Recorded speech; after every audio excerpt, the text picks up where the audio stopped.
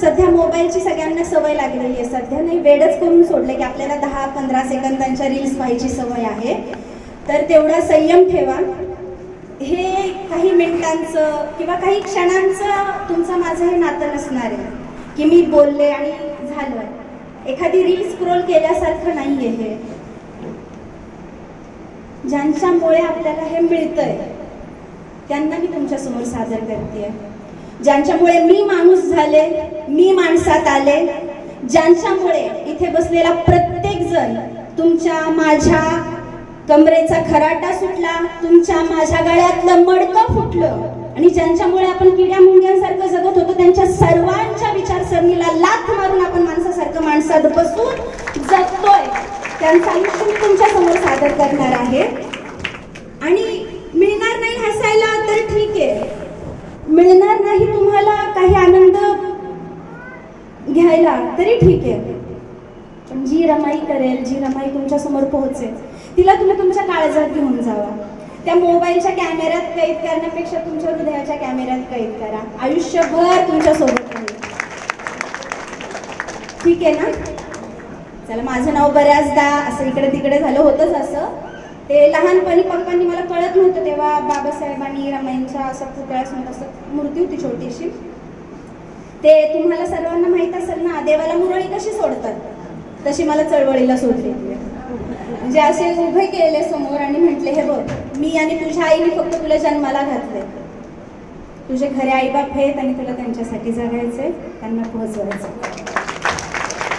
आणि त्यामुळे जे येतं ते ओठात न येत नाही, पोटात न येतं. आणि हा, पोटावरनं आठवलं, खूप धष्टपुष्ट रमाई तुमच्या समोर उभी आहे, कारण मला खायला मिळतंय, पोटभर मी खाते, आजारी पडले की घरचे काळजी घेतात, छान जगतात, नुकतीच आजारातनं उठली आहे, त्यामुळे गोळ्यांमुळे अजून छान छान गुटगुटीत रमाई तुमच्या समोर आहे. पण हा खाते तो घास, घेते तो श्वास, त्या रमाईमुळे, ह्या बापामुळे, त्या माऊलीला कधी खायला प्यायला भेटलं नव्हतं. एवढंच सांगेल, ज्यांच्यामुळे मी माणूस झाले, अशा या पृथ्वी तलावरच्या तथागतापासून आजतागायत तुमच्या प्रत्येकामध्ये ज्याचं रक्त माणुसकीसाठी जिवंत आहे त्या प्रत्येक महामानवाला सलाम. तुम्हाला मला हा महिला दिन साजरा करायला आवडत नाही, मी शुभेच्छा पण देणार नाही, माफ करा. माझी माय जिने लिहायला वाचायला शिकवलं त्या सावित्री माईला हा महिला दिन समर्पित. तुमच्यातल्या रमाई, भीमाईला, सावित्रीला, जिजाऊला, ज्यांनी कुणाला आपल्याला माणसात आणण्यासाठी धडपड केली, त्या प्रत्येक रक्ताच्या थेंबाला माझा परिवर्तनाला मानाचा जय भीम, जय भीम. फार वेळ न घेता थेट नाटकाला सुरुवात करते. मी कवयत्री रमणी बबिता आकाश. या नाटकाचं नाव आहे होय मी राजगृहातील रमाई बोलतीये. याचे लेखक प्राध्यापक दिवा बागुल सर, संकल्पना वगैरे त्यांची. परंतु यानंतर जेव्हा काही थोडंसं संशोधन केलं गेलं, शोध निबंध वाचले गेले, पत्र बाबासाहेब रमाईंचे यांच्यामध्ये शोधले गेले आणि त्यानंतर जे काही संवाद याच्यामध्ये नंतर टाकले गेले आहेत ते स्वतः माझे वडील कवी, विद्रोही कवी आकाश सोनवणे आणि मी स्वतः असं लिहिलेलं आहे. तर रमाई समजून घ्या, रमाई जगून घ्या, थोडासा उन्हाचा चटका सहन करून घ्या. कार्यक्रमाला सुरुवात करतेय. होय मी राजगृहातील रमाई बोलते.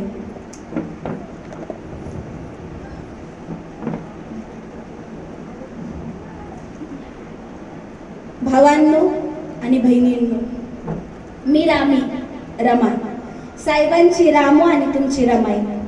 खरं तर माझ्यापेक्षा माझ्या साहेबांनाच तुम्ही जास्त ओळखता ना. माझं साहेब म्हणजे महान पंडित, भारताच्या खाणीत सापडलेला कोहिनूर हिरा, जागतिक विद्वानांचा शिरोमणी, ज्वालामुखीतून बाहेर पडलेला तप्त लाभात कधी सागरासारख्या खोल खोल हृदयाचा, बुद्धाशी लीन होणारा महाउपासक, दीन दुबळ्यांचा कैवारी, जातीयतेवर तुटून पडणारा सेनापती, मनुस्मृतीचं दहन करणारा क्रांतिकारक, नायकांचा महानायक, प्रज्ञावंत, निष्ठावंत आणि धगधगत्या विचारांचा महामेरू, सागरावानी ज्ञान नाभाळाच्या उंचीचा, स्वतंत्रपणे चमकणारा महाप्रज्ञ सूर्य म्हणजे माझं साहेब. हवं चंद्रा सूर्यांनी माझं सायक पाहिलं आणि त्यांचंच डोळं दिपलं बघा. अशा या स्वतंत्र प्रज्ञा सूर्याची मीरामाई, अर्थात सूर्याची सावली. माझ्या आयुष्याला फार मोठी कहाणी आहे. माझा जन्म दाभोळ जवळ असलेल्या वनन गावात झाला. गावच्या खालच्या बाजूलाच महारवाडा, दलितांची 5-50 घरं असलेली वस्ती. माझ्या बापाचं नाव भिकुजी धोत्रे, आईचं नाव रखमाबाई. माझ्या थोरल्या बहिणीचं लगीन झालं होतं. माझी धाकटी बहीण गौरा, धाकटा भाऊ शंकर. म्हणजे आत्ताच्या कुटुंबात मीच मोठी होती. माझा बाबा बंदरावर माशाच्या टोपल्या व्हायला जायचा, हमालीची कामं करायला जायचा. आई बी कधी कधी त्याच्या संग जायची, हमाली करायची, टोपल्या उचलायची, घरकाम करायची. पण आम्ही पडलो खालच्या जातीचं. बाण मासे जरी पकडले तर बाचा व्यवसाय होत नव्हता, धंदा होत नव्हता.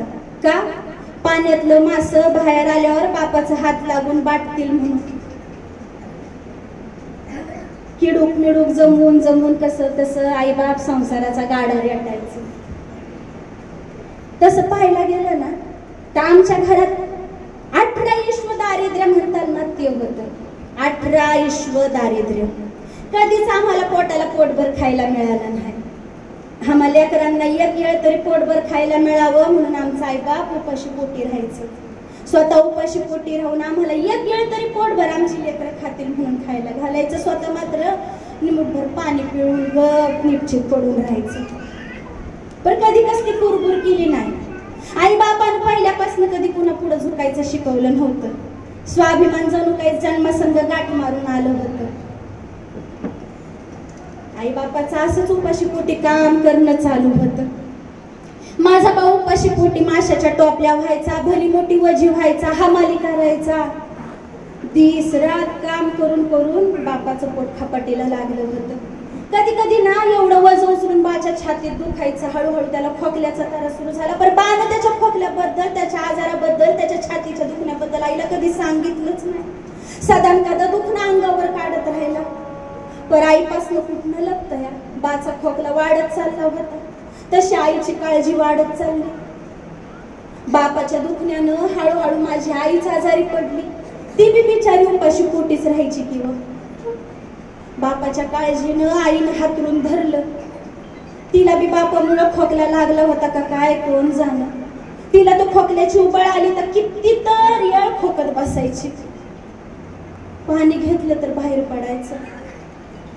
आईचं अन्न पाणी सुटलं होतं. शेजारच्या मैनाबाई, ठाबाई कोण ना कोण आईला रोज भेटायला यायचं, समजवायला यायचं. आणि येताना आमच्यासाठी खायला घेऊन यायचं. आमची मजाच मजा होती व त्या दिवसात. आईला कोण भेटायला आलं का आम्हाला खायला मिळत होतं. पण आमची आई आतून पार खचून गेली होती, पार खंबून गेली होती. एक दिवस आम्ही असंच अंगणात खेळत होतो. लई मोठा गलका झाला. घरात बघतोय जाऊन तर दारात ही मोठी माणसांची गर्दी जमलेली. आम्हाला काय बी कळना. मला, शंकरला, गौराला तिघांना कोण घरात बी सोडना. दारामध्ये हे माणूस जमा झालेलं. माझ्या बाचा चेहरा दिसत होता. बा डोळ्यात पाणी आणून माशासारखा तरफडत इकडं तिकडं पळत होता.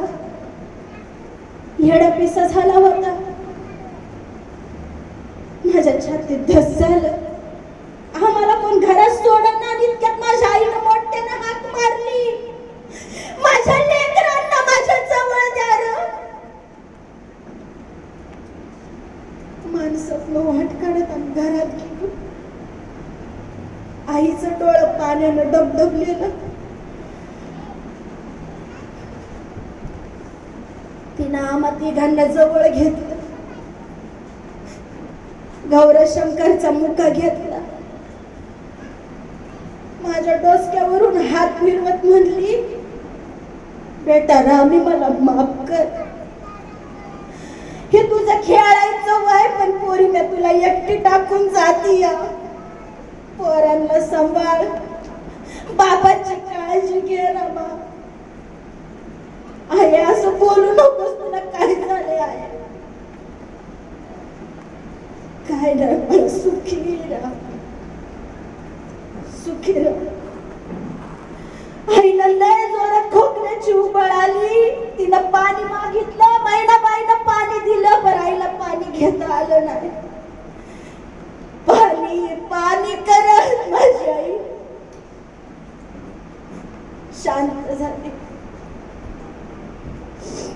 कायमची सुखी राहा. आई सांग कशी सुखी राहू, कशी सांभाळू लेकर आहे. मी एवढी मोठी आहे काय, बापाला सांभाळू. हाय उठ नाही, सांग तरी कसं करूया समज, सांग तरी. सहज बघता बघता आई आम्हाला सोडून गेली. म्या धाय मोकलून रडणाऱ्या बापाकडे बघू का गौरशंकरकडे बघू मला समजना. मेलेल्या आईच्या छाताडावर डोसका आपटून तिला उठवत होती, पण आई गेली की कायमची. अगदी लहान वयात मी आईला पोरग झालो. माझा बापा मोठा पहाड कोसळला. माझा मामा गोविंदपूरकर बी लय रडला, लय रडला. लोक आम्हा लेकरांकडे बघून रडायची, पण म्या माझं तर रडून रडून डोळ्यातलं पाणी प्याटून चाललं होतं. समद सोपस्कार झालं, सगळी लोक पांगली. आई गेली, सोडून गेली.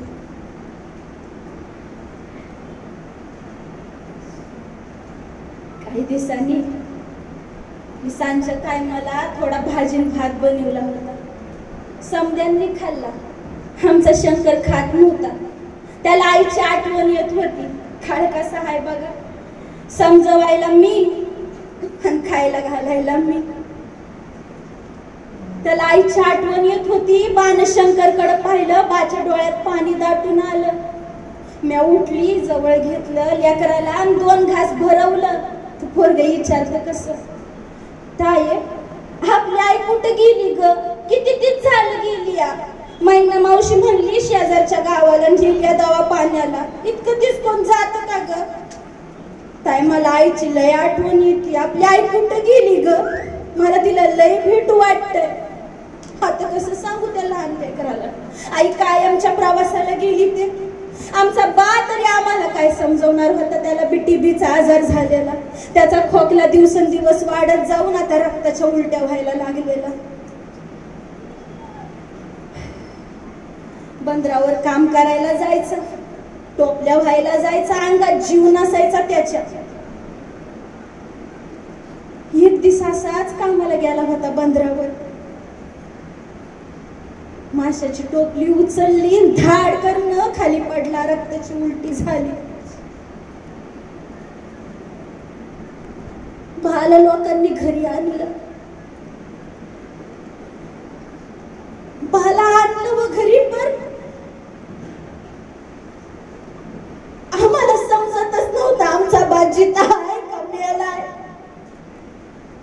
त्याचं सताड उघडं डोळं पाहून मला आई ज्या दिवशी गेली त्या दिवशीची आठवण झाली. लोक सांगत होती खोकला आला तेव्हा भिकू ओरडत होता रमा रमा करून. म्हणला माझ्या रामाला सांगा माफ करायला, गौरशंकरला सांभाळ म्हणा. मी सोडून जातोय, लेकरांची काळजी घे म्हणा. माझी काळजी ना कोण घेणार रे. लेकर मी लेकरू नाही का रे बा, एवढी मोठी आहे का रे बा. मी तुला सांभाळल, मी लेकरांना सांभाळल बा. सताड उघडं डोळं ठेवून गेला की बाबा. अगदी सहज आपला आई बाबा आजाराला जातात तसं जातो हे कुणाचा आई बाबा आयुष्यातनं निघून. इनुडलं होतं तेव्हा आमचा आई बाबा आम्हाला सोडून गेलं.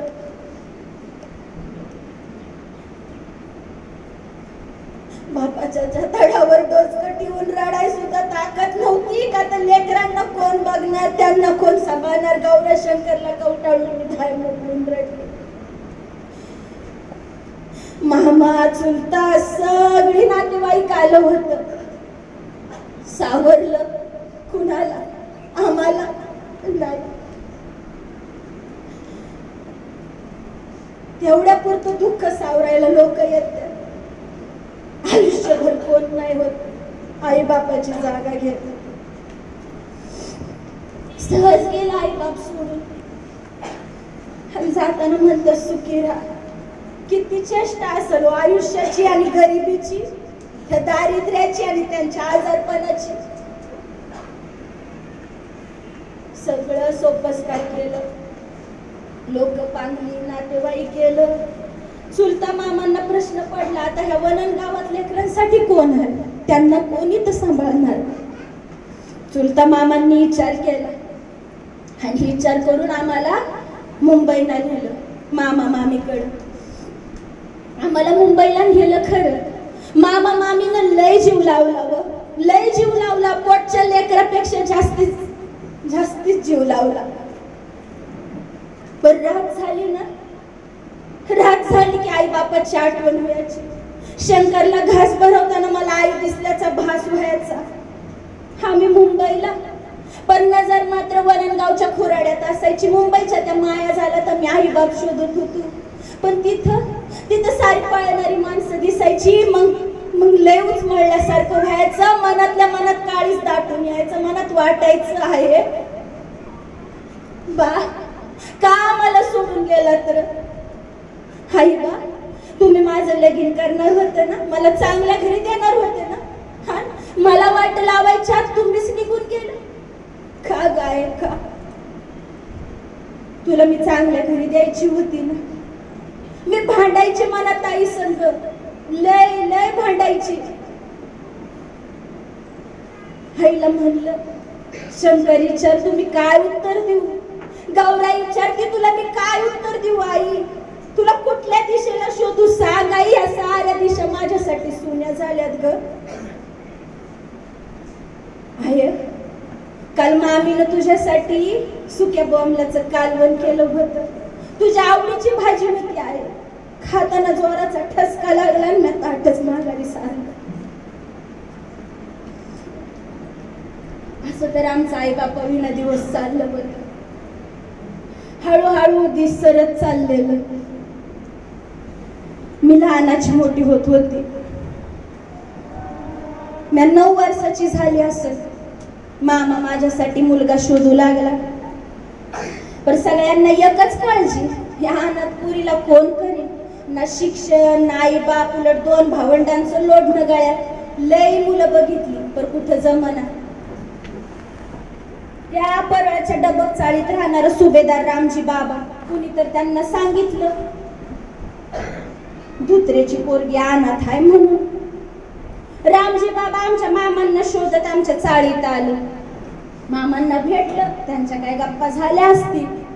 चालत चालत दोघं घरी आलं आणि मामांना सुभेदार बाबा एकच बोललं, आमच्या भिवाच्या शिक्षणात आडकाठी होणार नाही अशी पोरगी आम्हाला हवी. मामा होय म्हटलं.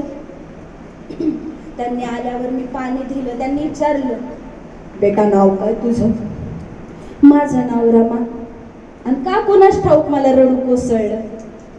त्यांनी तशीच माझ्या हातावर खडी साखरेची पुडी दिली. मी वाकून नमस्कार केला आणि रामजी बाबा चालायला लागले. जाता जाता मामांना एवढंच म्हटलं, लागा तयारीला. झालं आमचं लगीन ठरलं. ते बी एकमेकांना पाहिल्याशिवाय बरं का. आणि सगळीकडे चर्चा होऊ लागली. रामजीचा भिवा 9वी पास, पण आडानी पुरी संग लगीन करतोय. कुणी म्हणायचं कुठं आंबेडकर कुठं वननकर, जोडा काय शोभत नाही. आणि शोभल तरी कसावं? कसा शोभल? हवं त्या काळात एका अस्पृश्य समाजातल्या शिक्षण घेतलेल्या पहिल्याच मुलाचं ते लग्न होतं. हा दीनदुबळा समाज त्यांच्या आयुष्यात पहिल्यांदा हा सोहळा पाहणार होता. आमच्या लग्नाचे दिवस तारीख उजाडली. आमचं लगीन कुठे झालं ठाव हाय? ठाव आहे ना? पुढं भायखळाच्या भाजी मंडईमध्ये भाजी विकायच्या एका खोक्यावर मी उभी, एका खोक्यावर घेऊन नवरदेव उभा. खोक्या खालनं भरभरून गटार वाहत होतं. त्याच्या मागच माशांचा बाजार, माशांची घाण आणि त्या माशांवर बसलेल्या माशांची भुनभुन. लोकांनी नाकाला खडकी लावली होती. खोक्या खालनं भरभरून गटार वाहत होतं. त्या अवतारात आम्ही हातात हार घेऊन एकमेकांवर उभं. इतक्यात मला हुंदक्यांचा आवाज आला. समोर बघते तर नवरदेवाचा चेहरा गंभीर. नवरदेवाला आईची आठवण आली होती. काळ कसा आहे बघा. नवरा आईशिवाय आणि नवरी आई बापाशिवाय अनाथ. त्यांच्या डोळ्यातली आसव बघून नकळत मी बी माझ्या भूतकाळात शिरली. आईचा चेहरा समोर आला. तडफडणारा बाप दिसला. गौरांग शंकरचा काळीस पिळवटून टाकणारा हंबरडा आठवला. मला रडू कोसळलं. लग्नाच्या भोवल्यावरून आयुष्याची मंगल सुरुवात करणारी, उद्याची सुख स्वप्न काळजात पेरणारी नवरा नवरी एकमेकांवर रडतात. हवं कदाचित ती जगातली पहिलीच येळ असेल. आज माझी आई हवी होती. आज माझा बाप हवा होता. त्यांना एवढा शिकलेला जावई मिळणार होता. त्यांचं काळी सुप्पा एवढं झालं असतं. मी माझ्या आईबाच्या विचारात अशीच गळून गेली होती. तेवढ्यात वराडापैकी कोणतर वराडलं, अरे बाजार भरायची वेळ होईल. बाजाराची जागा हाय, आटपून घ्यायला लगान. झालं. एकदाच्या अक्षदा पडल्या आणि मी वरमाला घातली. क्षणात रमा वननकरांची मी रमाबाई आंबेडकर झाली. इतक्यात एका बाईनं पुढे येऊन गाणं गायलं. मला ते गाणं आज बी चांगलं आठवतं बघा. ते गाणं होतं, रमा भिवाच लगीन नाही दोघांना माऊली. रमानाथ लेकरू झाली सूर्याची सावली. लाजली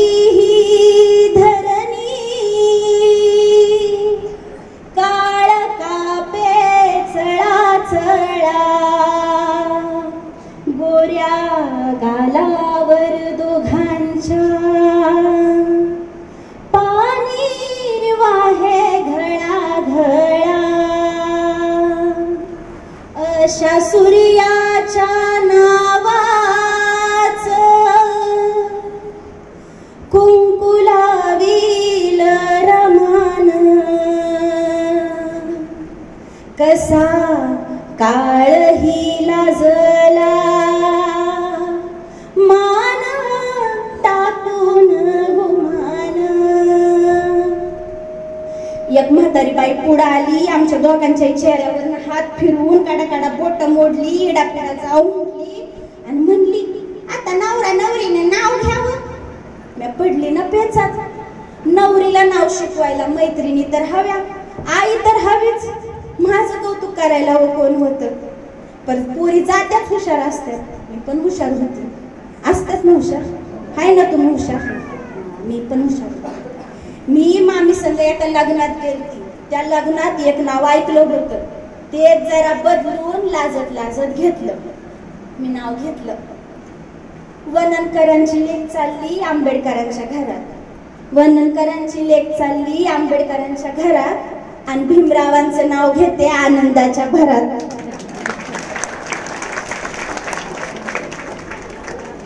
अशाच टाळ्या पडल्या.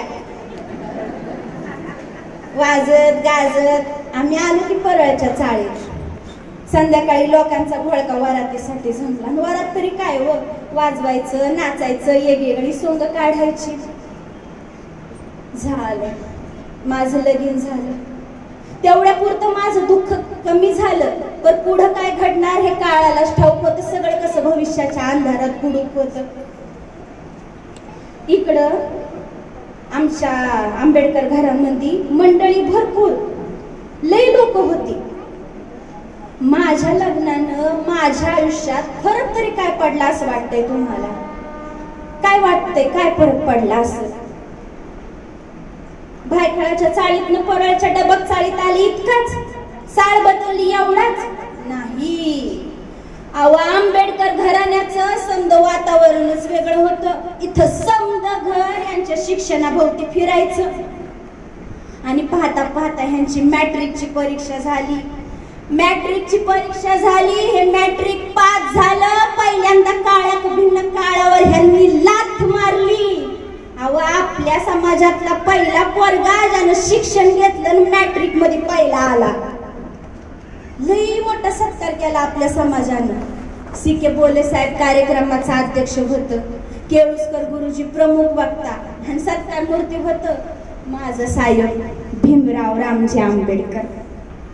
त्यावेळी गुरुजींनी त्यांना सत्काराच्या वेळी बुद्धाचं चरित्र हे पुस्तक भेट दिलं. कुठलं गुरुजींनी त्यांना ते पुस्तक भेट दिलं आणि तिथंच काळाची पावलं फिरली बघा. तिथंच फिरली. त्यांनी घरला आल्यावर मला विचारलं, रामू तुला कसं वाटलं ग? मी मान हलवून म्हटलं, तुम्ही लई मोठा हायसा एवढंच मला कळालं. तुम्हाला असं बघून मला लई छान वाटलं. साहेब मोठा आहे? मोठा म्हणजे काय ग? नेमकं काय म्हणायचंय तुला? ते मला नाही सांगता येणार साहेब. मला ते मोठं म्हणजे काय सांगता येणार नाही. अगं सांग तरी किती मोठा? मग मी सांगितलं त्यांना. म्हटलं अहो साहेब कुणाला बी सांगता येणार नाही तुम्ही एवढं मोठं व्हा. हे डोईवर दिसतं ना हे आभाळ, त्या आभाळाला बी लाजून एवढं मोठं व्हा एवढंच मला कळतं. अभिमानानं हसलं गेलं. दिसमस करता करता दिस चाललं होतं. मी आंबेडकर कुटुंबात चांगली रुळली होती. घरातली कामं, मिरात त्यांची सेवा, बाबांचं औषध पाणी, घरात काय लागेल ते किडूक मिडूक स्वयंपाक चांगलं चाललं होतं. घरात थोडं काय कमी झालं का सगळे नुसते रमा रमा करायचे. एक दिवस दुपारच्या वेळी काम उरकून आम्ही बसलो होतो. साहेब कॉलेजात ना आलं, पाणी दिलं. चेहरा गंभीर होता त्यांचा. पाणी पिलं. मला म्हणतात कसं, रामू तू आता शिकायला हवं. मी शिकायला हवं आणि तुम्ही शिकताय ते काय पुरण आहे होय? अगं तसं नाही, पण स्त्री शिकली पाहिजे. तिला लिहायला वाचायला यायला पाहिजे. आणि तुम्ही एवढी मोठ्यांली बुक वाचताय, मी वाचून काय फरक पडणार आहे साहेब? फरक पडणार आहे रामू, फरक पडणार आहे. अगं आपण म्हणतो ना जिच्या हाती पाळण्याची दोरी तीच दोरी धरणारी स्त्री जर शिकली तर झोका कसा अचूक दिशेनं देईल. मला हे जरा पटलं. मी होय म्हटलं. म्या शिक्षण घेईल, म्या शिकल, लिवायला वाचायला शिकल, पण एकाच अटीवर तुम्हीच मला शिकवायचं. स्वारी तयार झाली. मला म्हणतात कसं, रामू मी तुला जरूर शिकवेल. का नाही शिकवणार? अगं महात्मा फुल्यांनी सावित्री माईला लिहायला वाचायला शिकवलं आणि क्रूर काळाला सुद्धा घाम फोडला. सावित्रीमाई अडाणीच होत्या पण त्या शिकल्या. त्यांनी या देशातील ताराबाई शिंदे घडविल्या, तानुबाई भिलजे घडविल्या. देशातील पहिली मुख्याध्यापिका फातिमा बीबी झाल्या. तर महारामांगाचं दुखणं वेशीवर टांगणारी मुक्ता साळवे सावित्रीमाईंच्या शाळेतली. बघ रामू स्त्री शिकली तर काय होऊ शकतं. अगं ज्योतिबांनी वखरलेल्या शेतात हातातल्या काठीनं सावित्रीमाईला लिहायला वाचायला शिकवलं आणि क्रूर काळाला सुद्धा घाम फोडला. इतिहास साक्षी आहे त्याला. मीही शिकवेल तुला, जरूर शिकवेल. झालं आमचा शिक्षण घ्यायचा प्रवास सुरू झाला. साहेब कॉलेजात ना आलं का तोपर्यंत मी घरातली कामं उरकलेली असायची. जेवण खावणं झालं का त्यांच्या बुकातलं बुक घेऊन बसायचं आणि मला लिहायला वाचायला शिकवायचं. मला तसं लय दिस लागलं नाही बरं का. म्हणलं ना मगाशी हुशार होती, लवकर शिकली. चांगल्या गोष्टी पटापट शिकून घ्यायला लागतात. मी पण पटापट शिकून घेतलं. साहेबांना लय अभिमान वाटला. त्यांची आड आणि रामू आता लिवाय वाचायला शिकली होती. त्यांना वाटलं त्यांच्या माघारी 4-2 बुक वाचून मी पण काहीतरी सुधरण, मला चांगलं वाईटाचं भान येईल, मला कळल काय चाललंय काय नाही, आपल्यासाठी कोणत्या गोष्टी चांगल्या आहेत नाही हे आपसूक कळल. त्यांना लय अभिमान वाटला. त्यांची रामू लिवाय वाचायला शिकली. साहेब कॉलेजात गेलं का मी घरातली कामं उरकून सगळ्यांचं औषध पाणी सेवा आपली जे काय किडूक मिडूक लागते घरात स्वयंपाक सगळं करून त्यांच्या पुस्तकातल्या डिगातलं एखादं पुस्तक काढायची आणि वाचत बसायची. एक दिवस दुपारच्या वेळी रामजी बाबांनी मला आवाज दिला. माझ्या हातात एक पुस्तक दिलं आणि म्हटलं बेटा रामी, हे पुस्तक जरा मला वाचून दाखव. ते पुस्तक म्हणजे केळुस्कर गुरुजींनी दिलेलं बुद्धाचं चरित्र होतं. त्यातील बुद्ध यशोधरेला आणि राहुलला सोडून ज्ञानाच्या शोधात निघून जातात. महाचिंतनानंतर तथागत भगवान गौतम बुद्ध होतात आणि नंतर लोक त्यांना मानानं मुजरा करू लागतात. हे एक भाग मी एका तासात वाचून दाखवला. का कुणास ठाऊक तेव्हापासून माझ्या मनाला जी गिरगिर गिरगिर लागली ती लागलीच. तेव्हापासून का कुणास ठाऊक मला माझ्या साहेबांचे विचार सुद्धा त्या बुद्धाच्या विचारांवानीच क्रांतिकारक वाटत होतं. बुद्ध कीर्तीचा सुगंध माझ्या साहेबांच्या रूपानं ह्या धरणीवर पसरल्याचं सपान मला पडायला लागलं होतं. काळजी वाटायला लागली होती. माझ्या चेहऱ्यावरची काळजी ओळखून रामजी बाबा मला म्हणाल, बेटा रामी, जो विचार करती तो बरोबर आहे. म्हणजे बाबा साहेब मला बी सोडून जाणार? बुद्ध होणार? बुद्ध होण्यासाठी घर सोडणार? रामजी बाबा हसलं. म्हटलं, बेटा रामी, कधी कधी सगळ्याच गोष्टी बुद्ध होण्यासाठी सोडाव्या लागत नाही. बुद्ध रुजवावा लागतो. भिवामध्ये बुद्ध रुजलाय. मी वाट बघतोय फक्त तो बुद्ध उगवायची. त्या बुद्धाला उगवायची जबाबदारी तुझ्यावर आहे रामी. घर संसारासाठी त्याला पळ पळावं लागणार नाही, हा पण ज्ञान घेण्यासाठी त्याला पळ पळावं लागल. मला वाटतंय माझ्या भिवाने ह्या अस्पृश्यांसाठी काय तर करावं, ह्यांना जोखडातनं मुक्त करावं, गुलामगिरी तोडावी असं मला वाटतं. आणि त्याच्यासाठी तू माझ्या माघारी त्याची पाठीशी राह. तुला त्या यातना सहन करायला लागतील ज्या तथागत बुद्ध व्हायला गौतमाला सहन करायला लागले. करशील? हाय तयारी? होय म्हटलं. आनंदाने मान हलवली. कुठं ठाऊक होतं पुढं काय वाढून ठेवलं. हा, पण तेव्हापासूनच ठरवलं जगायचं तर या साहेबांच्या विजयासाठीच. बाबांनंतर त्यांच्या माग पाठीचा त्यांचा कणा होऊन उभं राहायचं. काही दिवसांनी आमच्या घरात नवीन पाहुणा आला. मी आई झाली. सुभेदार बाबा आजोबा आणि साहेब बाप झालं. मुलाचं नाव ठेवताना लोकांनी लय काय बाय सुचवलं. कुणी गोविंद, केशव, माधव. साहेबांना नाही पटलं. साहेबांनी मला विचारलं, रामू, काय नाव ठेवायचं आपल्या बाळाचं? म्हटलं तुम्ही ठेवाल ते. यांनी ठेवलं यशवंत. आणि मला म्हणतात कसं? या नावात खूप मोठा अर्थ आहे रामू. अगं, महात्मा फुल्यांनी आपल्या दत्तक मुलाचं नाव यशवंत ठेवलं होतं. मग ज्योतिबाचा आपला कुलपुरुष समज ना. झालं यशवंत यशवंत यशवंत. घरात नवीन नावाची भर पडली. त्यानंतर साहेब बडोद्याला नोकरीला गेला. अभ्यास करत करत नोकरी पण करत होतं. त्यांना पुढच्या प्रवासासाठी बाहेरच्या शिक्षणासाठी पैसे जमवायचं होतं. साहेब तिकडे बडोद्याला नोकरीला लागले आणि इकडे सुभेदार बाबांची तब्येत एकाएकी बिघडली. हळूहळू खंगत चालली होती. तरी मी ह्यांना पत्रक लिहून कळवायची, तार लिहून कळवायची. एक दिवशी तर बाबांनी ह्यांच्या नावाचा धोसरा काढला. नुसतं ह्यांचं नाव काढून रडत होतं. मी ह्यांना तातडीनं तार केली. तार मिळाल्यावर साहेब आलं बाबांना भेटायला. येताना त्यांच्या आवडीची सुरतची मिठाई आणली. सुरतची मिठाई आणलेली घेऊन साहेब बाबांपाशी गेलं. त्यांना खायची विनंती केली. बाबांनी नग म्हणून मान हलवली. पण त्यांच्या डोळ्यात अभिमानानं पाणी दाटून आलं होतं. आपल्या पराक्रमी वाघाला पाहताना त्यांना परमानंद झाला होता.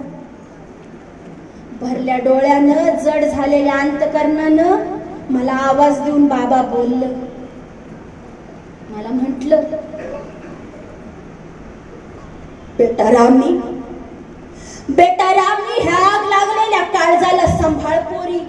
अगं, उद्याचा भारत घडवताना मला भिवाला पाहायचं होतं. जात्यांताचा लढा देणारा सेनापती त्याला करायचा होता. गुलामगिरीच्या बेड्या मोडणारा लढवय्या त्याच्यात भडवायचा होता. पण त्याची ताकद कमी पडून देऊ नको. भिवा, लढाईकडे पाठ फिरवू नगस पोरा. अंधाराची काय करू नगस. अरे, लाखो खोट्यांचा पराभव करायची रे भिवा. उद्या हे लोक तुला सूर्य म्हणतील, क्रांती सूर्य म्हणतील, महासूर्य म्हणतील. अरे तुझ्या क्रांतीसाठी हे 3 दुबळे दलित डोळ्यात पाणी आणून वाट पाहतायत. हे माझ्या तेजस्वी सूर्या, हे माझ्या तेजस्वी सूर्या, तुला उजळायची विषमतेनं सडलेली ही भारत भूमी. घ्यायचाय नरडीचा घोट मनुस्मृतीचा आणि बंद मुक्त करायचे 9 कोट दलितांना.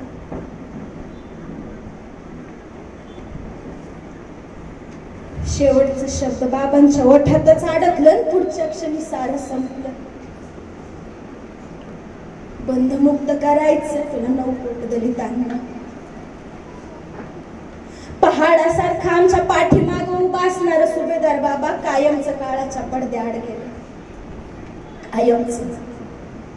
साहेबांचा बाबांवर लय जीव होता. लहान लेकरं धाय मोकलून रडतात तसं साहेब रडायला लागलं. समद्यांनी मिळून कसं बस सावरलं त्यांना. साहेबांना बाबांचं स्वप्न पूर्ण करायचं होतं. रडत बसून चालणार नव्हतं, लढायचं होतं. त्यांचं स्वप्न पूर्ण करायचं होतं. दिसमास करता करता दिस चाललं होतं. असं काही तसं 5-6 महिने होऊन गेला असत्या. त्यांची अमेरिकेला जायची तयारी झाली. समधी तयारी झाली होती त्यांची. आणि आता त्या अमेरिकेला पुढच्या शिक्षणासाठी जाणार होतं. पण त्यांचा पाय निघत नव्हता. कारण त्यावेळी मी गरोदर होते. पण बाबांचं शब्द लक्षात होतं. 9 कोटी दलितांना सुख द्यायचं होतं. त्यांची गुलामी कायमची घालवायची होती. किड्या मुंग्यासारखं जगणाऱ्या माणसाला वर आणून स्वच्छ करून असं माणसात बसवायचं होतं. म्हणून बहिणींनो तुमच्यासाठी हे दुःख मी सहन केलं. गरोदरपणात आपलं माणूस जवळ हवं. पण नाही, मला ह्यांनी कवाच काट्यांवर चालायची सवय लावली होती. आणि ते काटेच उद्याची फुलं होणार होती हे माझ्या साहेबांनी मला शिकवलं होतं. बाबांनी सांगितलं होतं म्हणून मी कुरबुर नाही केली. तुमच्या पोटातल्या गर्भाला मला वाचा द्यायची होती. तुमच्या लेकरांच्या हातात जन्मताच क्रांतीची मशाल द्यायची होती. म्हणून मी सगळं सहन केलं. हसत हसत साहेबांना निरोप दिला. साहेब अमेरिकेला गेले. लय अभिमानानं माझा उर भरून आला. तिकडे गेल्यावर न्यूयॉर्कवरून एकदा अचानक त्यांचं पत्र आलं होतं. पत्रात त्यांनी लिहिलं होतं, प्रिय राम, अमेरिकेची संधी मिळाली ही उद्याच्या इतिहासाला जन्म देणारी घटना ठरेल. मी तुझ्या डोळ्यातलं पाणी पाहिलं होतं. पण विरह आणि दुःख हीच माणसाला मोठं बनवतात. काळजी करू नकोस रामू. मला अमेरिकेसारखी परिस्थिती भारतात निर्माण करायची. अमेरिकेशिवाय शिव नाही. इथे माणूस मोकळा श्वास घेतो. अगं मला भारतातल्या गुलामगिरीची कबर बांधायची आहे. मी ही लढाई हरणार नाही रामू. फक्त तू पाठीशी राहा. मला पोलादी पंख आल्यासारखं वाटतं. यशवंताची काळजी घे. तुझ्या तब्येतीला सांभाळ. बाकी पुढल्या पत्रात तुझा भीमराव आंबेडकर. मी हे पत्र लय लोकांना दाखवलं. माझं साहेब अमेरिकेला गेलं पण जायच्या आधी त्यांनी मला शिकवलं. साऱ्या समाजाला शिकवण्यासाठी समुद्र ओलांडला. मग मी पत्र लिहिलं. पोय बावडी मुंबई. साहेबांच्या चरणी शिरसाष्टांग दंडवत. आपलं पत्र मिळालं. वाचून आनंद झाला. आपल्याशी माझं लग्न झालं याचा मला अभिमान वाटतो साहेब. याचा मला दुःख नाही, त्रास नाही. यशवंत विचारतो बाबा कधी येणार. पण तुम्ही इकडची काळजी करू नका. तुम्हाला काय लढाई लढायची आहे ती लढा. मी तुमच्या पाठीशी खंबीर आहे. अशीच खुशाली कळवा. आपली पत्नी सौरामा. नंतर साहेब अमेरिकेवरनं भारतात आले. चांगलं शिक्षण घेऊन आलं. त्यांचं जंगी स्वागत झालं. समुद्र किनाऱ्यावर जणू काय माणसांचाच दुसरा समुद्र उभा राहिला होता त्यांचं स्वागत करायला. साहेब अमेरिकेवरनं आल्यानंतर मुंबईच्या सिडेनहॅम कॉलेजात प्राध्यापकाची नोकरी करायला लागलं. मला वाटलं आता दिवस बदलतील. घरातली दरिद्री जाईल. हालाखीची परिस्थिती जाईल. 2-4 दिवस तरी सुखानं जगता येईल. पण नाही, अजिबात नाही. साहेबांना त्यावेळी महिन्याला 450 रुपये पगार होता. किती? 450 रुपये पगार होता. तर साहेब मला घर खर्चाला फक्त 100 रुपये द्यायचं. किती? 100 रुपये.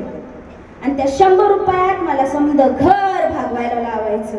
मी रात्याचं औषध पाणी, घरातलं स्वयंपाकाला लागणारं सामान, पोरांचं शिक्षणाचं सामान, जे काही कोण आजारी पेजारी पडते ते समजा लागणारे किडूक मिडूक समजा घर खर्च मला 100 रुपयात भागवायला लावायचं. 2 काड्या पेट्या देखील मला महिनाभर पुरवायला लावायचं. 3री काडी पेटी आणायची नाही. बहिणींनो, तुम्हाला आता 100 रुपये दिले तर किती सेकंदात उडवता आलं? त्यातल्या त्यात तुम्हाला जर काही सोडलं तुमच्यासाठी खरेदी करायला 2-3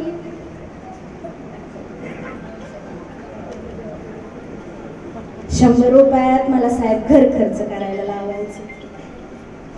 शेजारच्यांचे संसार मी बघत होती. ते बघून मला कळत होतं प्रपंच असा असतो. बाई रमा, संसार ह्याला म्हणतात. शेजारच्या आपले रोजची रोजीरोटी कमवून आनंदानं जगतात. ते कसं कसं दिसणार ढकलं ते जे मिळतं ते पोटा पाण्याला घालून आनंदात जगतात. ना आम्ही साधारण कदा पुस्तकांच्या ढिगात आणि मृत्यूच्या सहवासात. कुठलं पैसे पुरणार आहेत ते? ना लेकरांचं दवा पाणी त्यात होतं, ना पिठाला पैसे होतं. कधी कधी पाण्यात पीठ घालून खायचो, गिळायचो म्हणा. माझी लय चिडचिड व्हायची, तारेवरची कसरत व्हायची. जीव मेटाकुटीला आला होता. एक दिवशी मी लय किरकिर केली, लय रागवली त्यांना.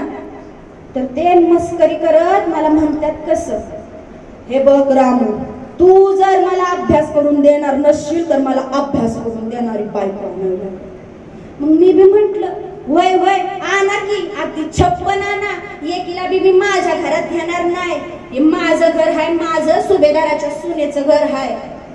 तसं ते खुदू हसायला लागलं. पण असं हसायचं क्षण आमच्या आयुष्यात अगदी बोटावर मोजावं एवढंच आलं मला बहिणींनी. मला नंतर कळालं की साहेब बाकीचं पैसे का साचवत होतं. गोरगरीब दलित लेकरांना मदत करायचं, अन्याय अत्याचार झालेल्या लोकांसाठी भांडायला जायचं, बुक लिहायसाठी खर्च करायचा आणि पुण्यांदा लंडनला जायचं होतं म्हणून पैसे जमा करायचं. मला माझी चूक कळली. साहेबांच्या सोबत मला सुभेदार बाबांचा शब्द आठवले. शांत बसली. साहेबांची लंडनला जायची सगळी तयारी झाली.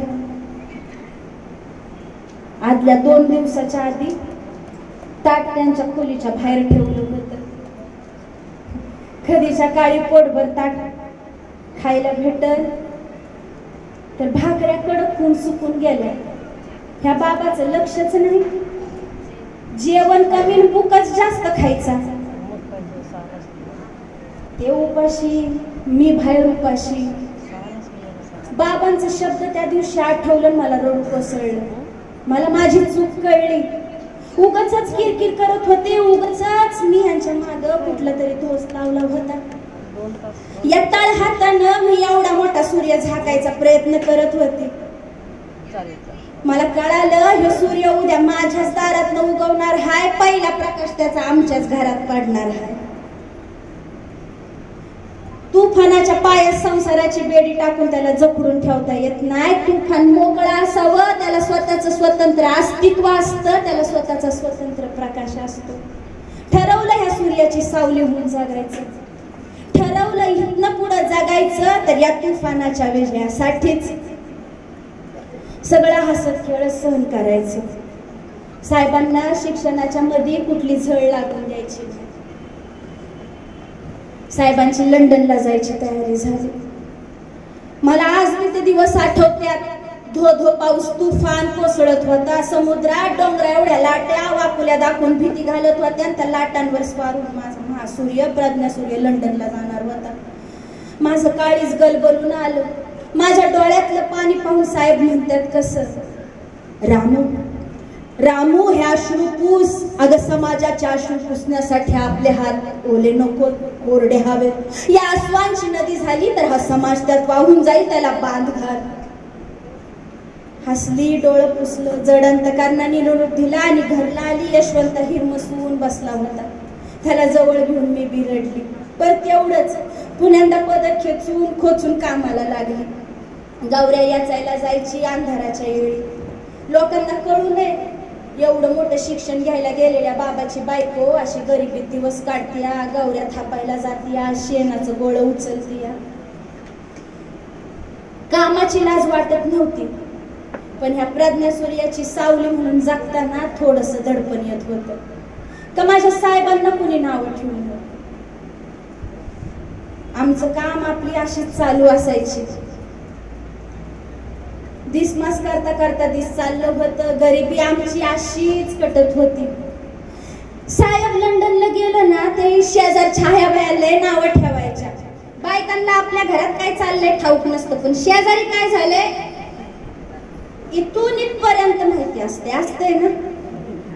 हिचं काय झालं ग, तू ऐकलं का तिचं काय झालं, तिचं सोड ग, तिचं काय झालं, अगं कोणती ती ग, अगं ती नाही ही ग, कशाला माऊली तुझ्या घरातलं बघ.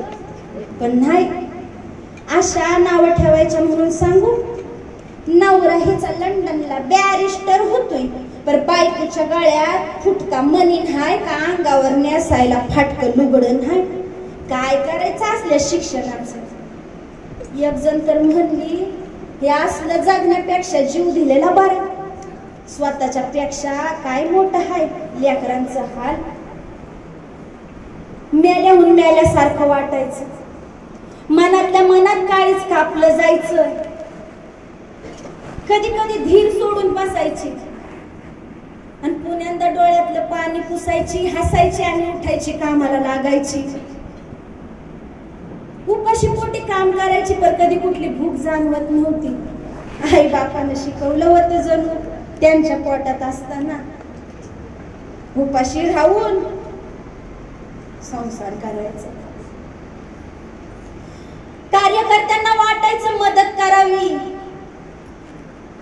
बॅरिस्टरच्या बायकोला नाही त्यांच्या साहेबाला. पण मी कार्यकर्त्यांची मदत घेत नव्हती. स्वाभिमान बांधला होता ना पदराला गाठीशी. चालू होती काम. एक दिवस यशवंता पळत पळत आला. लय भूक लागली होती त्याला. टोपल्यात भाकरीचा नुसता शिळा तुकडा, त्याच्यामुळे तेच वाढलं. घरात खायला काय नव्हतं. पोराला भाकरीची भूक, बघा बघा तुकडं तोडून खायला सुरुवात केली. कोरड्या भाकरीचा घास नरड्यात गुतला आणि त्याचं डोळ्यात पांढरं व्हायची वेळ आली. एवढा जोराचा ठसका लागला. लक्ष्मीनं मी जाऊन धाडधाड पाणी पाजलं, तेव्हा कुठं लेकराच्या जीवात जीव आला. अशी तर आमच्या गरिबीची तरा. अहो एवढंच काय, 4च भाकऱ्या करायचो आम्ही, ते बी पीठ असलं तर. एक यशवंताला, एक शंकरला, एक मुकुंदाला, 4थी भाकर मी, लक्ष्मी, कधी गौरा आम्ही मिळून खायचो. कधी भाकरी असायची तर भाजी नाही, भाजी आहे तर भाकर नाही. पिठात पाणी टाकून कालवलं तर सगळ्याला तेवढंच पाणी भेटल एवढी बी आमची नश्रती नसायची. एकदा भलं मोठं सरपान आणलं मी दुपारच्या वेळी. असा सूर्य कडकडला होता म्हणून सांगून सकाळच्या पारी गेलो होतं ग्लासभर पाणी पिऊन. आणि तुम्हाला सांगते आली चाळीच्या तिथं चढलीच असेल, चक्कर येऊन पडली. मला आज बी आठवतंय माझ्या शेजारणीनं मला दह्यात साखर घालून भात खायला दिला. दही साखर भात मी आयुष्यात पहिल्यांदा खात होती. आज मी माझ्या जिभेवर त्याची चव रेंगाळते. अहो दही साखर भात मी आयुष्यात पहिल्यांदा खात होती. मला ते अमृतासारखं वाटलं. पण ह्या बी दिवसातनं निघालो तर चांगलं म्हटलं आता चला पुढचं दिवस चांगलं येत्या. साहेब लंडनवरनं बॅरिस्टर होऊन आलेलं. साहेबांचा सगळीकडे जय जयकार, त्यांच्या नावाच्या मोठ्या मोठ्या घोषणा, त्यांची लई मोठी मोठी कामं सुरू झाली. चळवळी कर, आंदोलन कर, सभा घे, भाषण दे, बुक लिहू, प्रबंध लिहू, काय ना काय चालूच असायचं. घरात कार्यकर्त्यांची रीत लागायला लागली. त्यांच्या कामाला थांब नव्हतं. सतत आपलं काय ना काय त्यांचं सुरूच असायचं. घरातली कामं बाजूला, त्याचं काही दुःख नव्हतं. पण साहेबांच्या संग मला काम करायची लय हौस होती. पण माझं शरीर एवढं साथ देत नव्हतं. साहेबांना बॅरिस्टर होऊन आल्यानंतर लय लांब लांबच्या वकिलीच्या केसेस मिळायच्या. त्यांचं सगळीकडं मोठा नावाजलेला वकील म्हणून नाव झालं होतं. अन्याय अत्याचार झालेल्या पीडित दलित लोकांना न्याय मिळवून द्यायचं. त्यांचं नाव ऐकून एकदा छत्रपती शाहूराज भला मोठा टांगा घेऊन आलं की आमच्या चाळीत टांगा खाली उभा केला आणि मोठ्यानं हाक मारली, अहो आंबेडकर साहेब. साहेब गेलं. काय आज्ञा आहे महाराज? आज्ञा बिज्ञा काय नाही, तुम्हाला कडकडून भेटावं म्हणून आलो. असं म्हणून दोघांनी एकमेकांना प्रेमाने मिठी मारली. अव चाळीतून रस्त्यावरची 100-200 माणसं टाकामाका हे दृश्य बघत होती. हवं एका संस्थानाचा नरेश शिवरायांचा वंशज एक राजा माझ्या साहेबांना प्रेमानं मिठी मारताना बघून मी तर पुरती हरकून गेली. त्यांनी वरती घरी आलं, जेवलं, माझ्या तब्येतीची विचारपूस केली. मी आजारीच होती. साहेबांनी त्यांना तसं सांगितलं पण होतं. साहेबांना ह्या भेटीत शाहूराज म्हणाल, डॉक्टर बाबासाहेब आंबेडकर, आता माझी काळजी दूर झाली बघा. या समाजाला, या दलितांना आणि या भारत देशाला तुमच्या रूपानं योग्य नेता भेटलाय. आता मला काय काळजी नाही. ह्या देशाची उद्याच्या भविष्याची धुरा तुम्हाला तुमच्या लेखणीच्या डोक्यावरच सावरावी लागणार आहे. साहेबांच्या डोळ्यात टचकन पाणी आलं. माझ्या खराब तब्येतीमुळं शाहूराज साहेबांना म्हणतात कसं, बाबासाहेब आंबेडकर अव रमाबाईनीला माहेरपणाला धाडा की आमच्या कोल्हापूरला. आमच्या पन्हाळ्याचं वातावरण लय झाक आहे. रमाबाई नाशी टवटवीत होऊन निघत. आम्ही दोघं बी रडायला लागलो. हवं एका संस्थानाचा नरेश एक राजा मला बहीण म्हणून माहेरपणाला बोलवतो. ही गोष्टच त्या काळी किती अभिमानाची होती. तसं पाहिल्यावर वननगाव सुटल्यावर मला माहेर कुठं होतं. मला शाहूराजांच्या शब्दातच माहेर ग बसलं. साहेबांचं नाव सगळीकडे झालं होतं. त्यांचं नावाची कीर्ती ऐकून लोक त्यांना भेटायला यायची. पण एक दिवस काय झालं, सकाळच्या पारीच एक माणूस आला आणि धाय म्हणून साहेबांचं पाय पकडून रडायला लागलं. पुन्हा सावकारानं त्याची जमीन बळकावून त्याला जातीवाचक शिव्या दिल्या होत्या, खालच्या जातीचा म्हणून लय हिनवलं होतं. पण साहेबांनी त्याला उठवलं. रागाच्या स्वरात म्हणाल, अरे उठ उठ, मला रडणारी माणसं नकोत, मला लढणारी माणसं निर्माण करायची आहेत. जा जा, जाऊन त्या सावकाराला जाब विचार, मग माझ्याकडे ये. 100 वर्ष शेळी होऊन जगण्यापेक्षा एक दिवस वाघ होऊन जग. जा, चालता हो. तसा तो उठला आणि तारा तारा तारा निघून गेला. आम्ही सर्व आश्चर्याने बघत होतो. मी साहेबांना म्हटलं, साहेब अहो त्याचं दुःख दूर करायच्या ऐवजी तुम्ही त्यालाच दूर हकललं का? तो खालच्या जातीचा म्हटला, तुम्हाला सांगितलं म्हणून तुम्ही त्याची केस घेतली नाही. तुम्ही भेदाभेद करताय साहेब. तर साहेब म्हणतात कसं, अगं रामू, मला ह्या समाजाला लागलेली गुलामगिरीची सवय मोडायची आहे. मला रडणारी माणसं नाही पाहिजेत, मला लढणारी माणसं निर्माण करायची आहेत. आता किती दिवस आपण ह्यांना ह्या गुलामगिरीतून मुक्त व्हा म्हणून भाषण देणार? किती दिवस आपण पुस्तकं लिहिणार? किती दिवस सभा घेणार? किती दिवस चळवळी करणार? ज्याने त्याने आपल्या स्वतःच्या हक्कासाठी स्वतः भांडलं पाहिजे. मी म्हटलं समजा ठीक आहे व साहेब, तुम्ही बाकीचे कसं प्रेमाने समजून सांगता, त्यांना सगळं सावरून सगळ्या गोष्टी उलगडून सांगता. रामू, प्रेमाची भाषा बोलण्याची वेळ आता निघून गेलीये. यांना प्रेमाची भाषा समजत नाही. अगं या सगळ्यांनी झोपेचं सोंग घेतलंय आणि ह्यांच्यावरती पाण्याचा हंडा ओतला तरी हे उठणार नाही. ह्यांची गुलामी मोडून काढणार नाहीत. आता प्रेमाची नाही तर मला बंडाची भाषा माझ्या लोकांना शिकवायची आहे. आणि तू म्हणते भेदाभेद केला? मी केस घेण्यामध्ये भेदाभेद करतो? नाही रामू, कधीच नाही. मला ती शिकवण कोणी दिली पण नाही. तुला वाटतं मी भेदाभेद करतो ना? तर एक केस ऐक.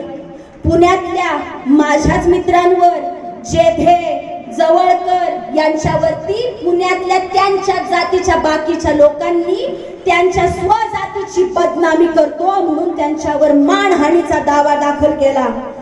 महाराष्ट्रातल्या कुठल्याच जातीच्या वकिलानं त्यांची केस घेतली नाही. शेवटी सेशन कोर्टात अपील करून मी त्यांना सोडवलं आणि हे सिद्ध केलं की आमचा ब्राह्मणांना विरोध नसून ब्राह्मणवादाला विरोध आहे. इथं जातीचा प्रश्न येतोच कुठे? सांग ना रामू, इथं जातीचा प्रश्न येतोच कुठे? कुठल्याही जातीत ब्राह्मण नसतो, माणसाच्या मेंदूत ब्राह्मण असतो. या धर्म संस्कृतीने लिहिलेल्या पुस्तकांमुळे तो निर्माण केला जातो आणि तो ब्राह्मण प्रत्येक जातीत असतो, एकट्या ब्राह्मण जातीत नाही. त्यामुळे माझा त्यांना विरोध नाही. एका जातीला विरोध करणारा मी नाही. माझा त्या ब्राह्मण वादाला विरोध आहे, जो सगळ्यांच्या मस्तकात उतरलाय आणि तो मला पुस्तक लिहून यांच्या मस्तकातनं काढून टाकायचा. तुला वाटतं मी भेदाभेद केला? नाही. त्याच जेथे लाड बागडे यांना सगळ्यांना सोडवल्यावर मी हे सिद्ध केलं की आमचा त्यांना विरोध नाही, कधी नव्हताच आणि भविष्यातही नसेल. पण एक लक्षात ठेव, जवळकर म्हणतात ते खरंय, जवळकर म्हणतात ते खरंय, ब्राह्मण ही चीज अशी आहे जी भेदाशिवाय जगत नाही आणि गुलामीशिवाय जन्मत नाही. त्यांचे पुतळे करण्याऐवजी जाहीरपणे जाळण्याचे सण साजरे करावे. अगे कोठे मृत महाराष्ट्रातून काढव्या सत्यनिष्ठतेचा झंझावात उत्पन्न करणारे महात्मा फुले आणि कोठे पुराणाच्या कापूसवाती हाती देणारे टिळक. कुणबटांना कंसीलात काय नांगर धरायचा, वाल्यांना काय तागडं धरायचंय आणि शिंप्यांना काय मशीन चालवायची असं भाषण ठोकणारे टिळक आणि त्यांच्या सारख्याच नराधमांमुळं आपण मागा आहोत. जात म्हणून नाही तर माणूस म्हणून मागा आहोत. साहेब साहेब हे लोक एवढे एवढे सनातनी का असतात? असं काय केलंय पाप म्हणून असं वागवतात? का माणसाला माणसासारखं जगवत नाही? का एवढे अत्याचार? एवढेच रामू? अगं पुढाई जवळकर काय म्हणतात? जवळकर म्हणतात, व्रताच्या खर्चात हजारो फूट खोल गाडून जिवंत मुर्द्यांच्या शरीराचे लचके तोडणारी गिधाड म्हणजे हे पंडित. बुद्धाच्या मानवी संस्कृतीला हाणून पाडून 4 वर्णाच्या नावाखाली 6000 जातींना जन्म देणारी संस्कृती म्हणजे हडळे हडळ. अगं सिंहासारखा गरजणारा मर्दांचा मर्द राजा शिवराय या कृतज्ञ सैतानांनी क्षुद्र ठरवला आणि राज्याभिषेकाला नालायक म्हणवला. ज्या तुकोबांनी वेदवाणी अभंग रूपातून मांडली त्या तुकोबांच्या अभंग या नराधमांनी इंद्रायणीच्या डोहात बुडवले आणि नंतर अफवा पसरवली तुकोबारायांचा खून करून की तुकोबाराय वैकुंठाला गेले विमानात बसून. आणि त्यांच्या सारख्या नराधमांनी छत्रपती शाहू राजा समानतेचा प्रतीक ते वारल्यानंतर पेढे वाटले. ही इतकी लाचारी, ही इतकी गुलामी कशासाठी सहन करायची रामू? ती नाही होणार आता. आणि ही लाचारी ज्या पुस्तकांनी लादली ती पुस्तकं ह्यांचे धर्मग्रंथ म्हणजे आपले मृत्यूपत्र आहेत रामू, लक्षात ठेव. ह्यांनी लिहिलेले धर्मग्रंथ म्हणजे आपले मृत्यूपत्र आहेत. ते जाळल्याशिवाय मी राहणार नाही. मी ते जाळल्याशिवाय राहणार नाही, माणसात आणल्याशिवाय राहणार नाही. तू माझे शब्द लक्षात ठेव. ह्या पुस्तकांना आग लागल्याशिवाय मी राहणार नाही रामू. मला समानता आणायची आहे, मला माणसाला माणुसकी द्यायची आहे, गुलामी तोडून टाकायची. आणि त्यासाठी मला भक्तीची भाषा बोलून चालणार नाही, मला प्रेमाची भाषा बोलून चालणार नाही. मला बंडच करावं लागणार आहे आणि त्याच्यासाठी मी काहीही करायला तयार आहे. ज्या संस्कृतीनं मला माणूस म्हणून हिणावलं त्या संस्कृतीला मी माझी कशी म्हणू? मला कळत नाही रामू. ह्या हिंदू संस्कृतीत मला माणूस म्हणवलं जात नाही. पण एक लक्षात ठेव रामू, सगळं काही बाजूला. मी हिंदू म्हणून जगलो असेल ना, पण मी हिंदू म्हणून मारणार नाही रामू. मी माणसाला माणूस पण देऊन मरेल. साहेबांचा तो करारीपणा, त्यांच्या डोळ्यातलं ते तेज, त्यांच्या शब्दांमधली ताकद, त्यांचं ते तेजस्वी ओजस्वी रूप बघून माझं खाली सुपा एवढं झालं. डोळ्यातनं घळाघळा पाणी व्हायला लागलं. मला खरं दिसायला लागलं शाहूराजांचा शब्द की डॉक्टर बाबासाहेब आंबेडकरांच्या रूपानं ह्या समाजाला योग्य नेता भेटला होता ना तुम्हाला. माझ्या साहेबांच्या रूपानं खरा नेता भेटलेला का? माझ्या साहेबांच्या रूपानं तुम्हाला खरा नेता भेटला असेल, योग्य नेता भेटला असेल, तुमचा खरा बाप भेटला असेल, बरोबर ना? भेटला का तुम्हाला तुमचा खरा बाप? माणूस पण देणार. पण बहिणींनो, तुम्हाला, भावांनो, तुम्हाला हा जो बाप भेटला माझ्या साहेबांच्या रूपानं, पण त्यांचं घरातलं बाप पण आणि माझं आई पण मृत्यूच्या दुखवट्याखाली पार संपून गेलं होतं, पार इरून गेलं होतं माझं आई पण आणि त्यांचं बाप पण. तुम्हाला भेटला बाप एक नेता, पण आमचं आई पण बाप पण इरून गेलं. कसं ते सांगते तुम्हाला. माझं साहेब बघा, पहिल्यांदा अमेरिकेला जायला निघालं तेव्हा मी गरोदर होते. साहेब जायला तर निघालं, मी गरोदर होती, 2 जीवांची बाई. आपल्या गरोदरपणात कोणतर आपल्या जवळ हवं, ते तर दुःख होतं. साहेब जायचं दुःख तर असायचंच, त्यांना सदान कदा कुठं ना कुठं जायला लागायचंच. पण इकडं घरात खायला भाकर तुकडा नाही कधीच नसायचा. लेकरांना खायला घालायचं म्हटलं का आमच्या 3-4 उपाशी राहायला लागायचं. तशात मी पोटुशी, माझी भूक भागतच नव्हती, त्यामुळं पोटातल्या लेकराची कशी भागत. त्यामुळं ते पोरग झालं होतं मला, त्याचं नाव रमेश ठेवलं होतं. तब्येतीनं नाजूकच असायचा रमेश, हडकुळा एकदम अशक्त. रमेश साधारण कदा किरकिर करत राहायचा. इनुडला असत. कधी त्याला भाताची पेज पाजून झोपवायचो, कधी पाणी पाजून झोपवायचो. तशाने त्याची भूक भागत नव्हती. बहुतेक माझ्यासारखी त्याची ब्यातडी जळून गेली होती का काय कोण जाणे. एक दिवशी सकाळपासून किरकिर करत होता. कसं बस त्याला भाताची पेज आळबळ पाजली, जोळीत टाकलं, जोजवलं, झोपून गेला रमेश. बराच वेळ झाला त्याचा आवाज यायना, कसलाच आवाज नाही. म्हणून बघायला गेले, त्याला झोळीतनं काढलं, त्याला पाजलेली पेज त्याच्या घाटातनं वगळली होती. डोळ्यात पाणी आटलेलं, सुकून गेलेलं. रमेश, हे रमेश, पोरा उठ. रमेश, बोलू नको, रड तरी.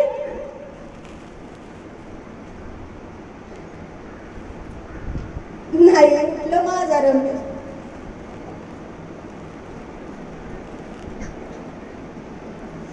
पदरानं त्याच्या वाट्याच्या कडाची पेज पुसली. बहिणींनो, त्याला मगाशी घेतलं होतं ना मी वटीत, पेज पाजत होती व पोरग थानाला चाच पडत होत. पर मला दूध पाजताच येत नव्हतं, कुठनं पाजू.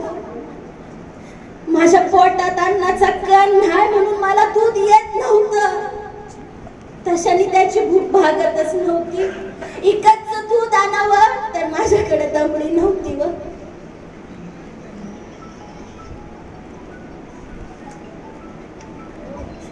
नाही उठला माझा रमेश. दुधाचा एक घोट बहिणींनो माझ्या रमेशला मिळू शकला नाही. व दुधाचा एक घोट मिळू शकला नाही. बिना दुधाचं माझं पोर गेलं. सहज सोडून गेला, अगदी सहज. त्याच्यानंतरची इंदू तर आहे ना, पोरी बापाव जातात ना. तुम्ही बी तुमच्या बापासारखे असतात. माझी इंदू बी साहेबांवानीच दिसायला होती. गोरी पान, मोठ्या चांगल्या तेजस्वी डोळ्यांची, लई देखणी होती व पोर माझी. पर तिला एका आजारपणात महिंदाळ जुलाबन उलट्या झाल्या. मी गेली होती औषध मागायला, पण पैसे नव्हतं, नाही दिलं त्याने मला औषध. माझ्या लेकराला औषध नाही मिळालं.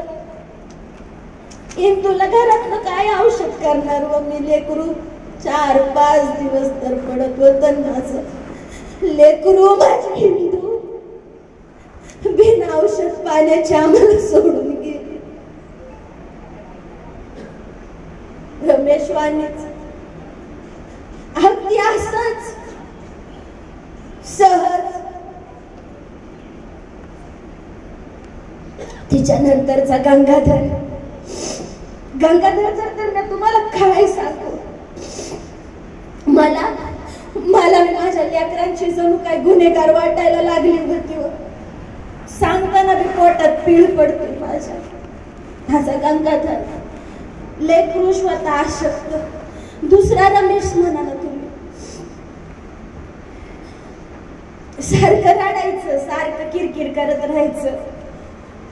एक दिवस मला सरपण आणायला जायचं होतं आणि घरात खायला काय नव्हतं ना. सकाळी थोडी उडदाची डाळ नाही का आपली भिजू घातली होती की बाबा परत आल्यावर खाता येईल. रमेशला थोडी पेज पाजली, झोपवलं. लेकरांनी मोठ्या हसत पाहिलं. झोपला. गेली मोठं सरपान आणायला. शेणाच्या गवऱ्या थापल्या, सरपान चढलं. आली भला मोठा सूर्य तळपत होता. माझ्या बी पोटात भुकेचा आग डोंब उसळला होता. सकाळी पाणी भर प्यायचं, आपलं जायचं एवढंच तर होतं. लय भूक लागली होती. घरी आली, सरपानाचं वझ टाकलं, गेली. बघितलं, त्याला हलवलं, गंगाधरला. उठलं होतं. हसला माझ्याकडं बघून. त्याला जपलं. उडदाची डाळ भिजली होती. लय भूक लागली म्हणून मी गप्पा उडदाची डाळ कच्चीच खाल्ली. झाडून झोडून घेत होती आपली. असं झाडत मोर गेली तर त्याच्या माझा किनकिन आवाज आला, रडायचा. कचरा लोटला ना, आलं त्याच्याकडे बघितलं. गंगाधर, ए गंगाधर, अरे तू आवाज दिला ना रे मला. आई म्हणलं ना तू, उठ गंगाधर. त्याला झोळीतनं बाहेर काढलं. गंगाधर, अरे तू आई म्हणून हाक मारली ना रे, उठ. गंगाधर,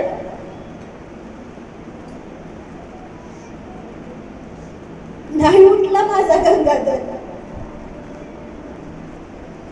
मला पोटात खाल्लेली उडदाची डाळ बिटाच मळायला लागली. म्हटलं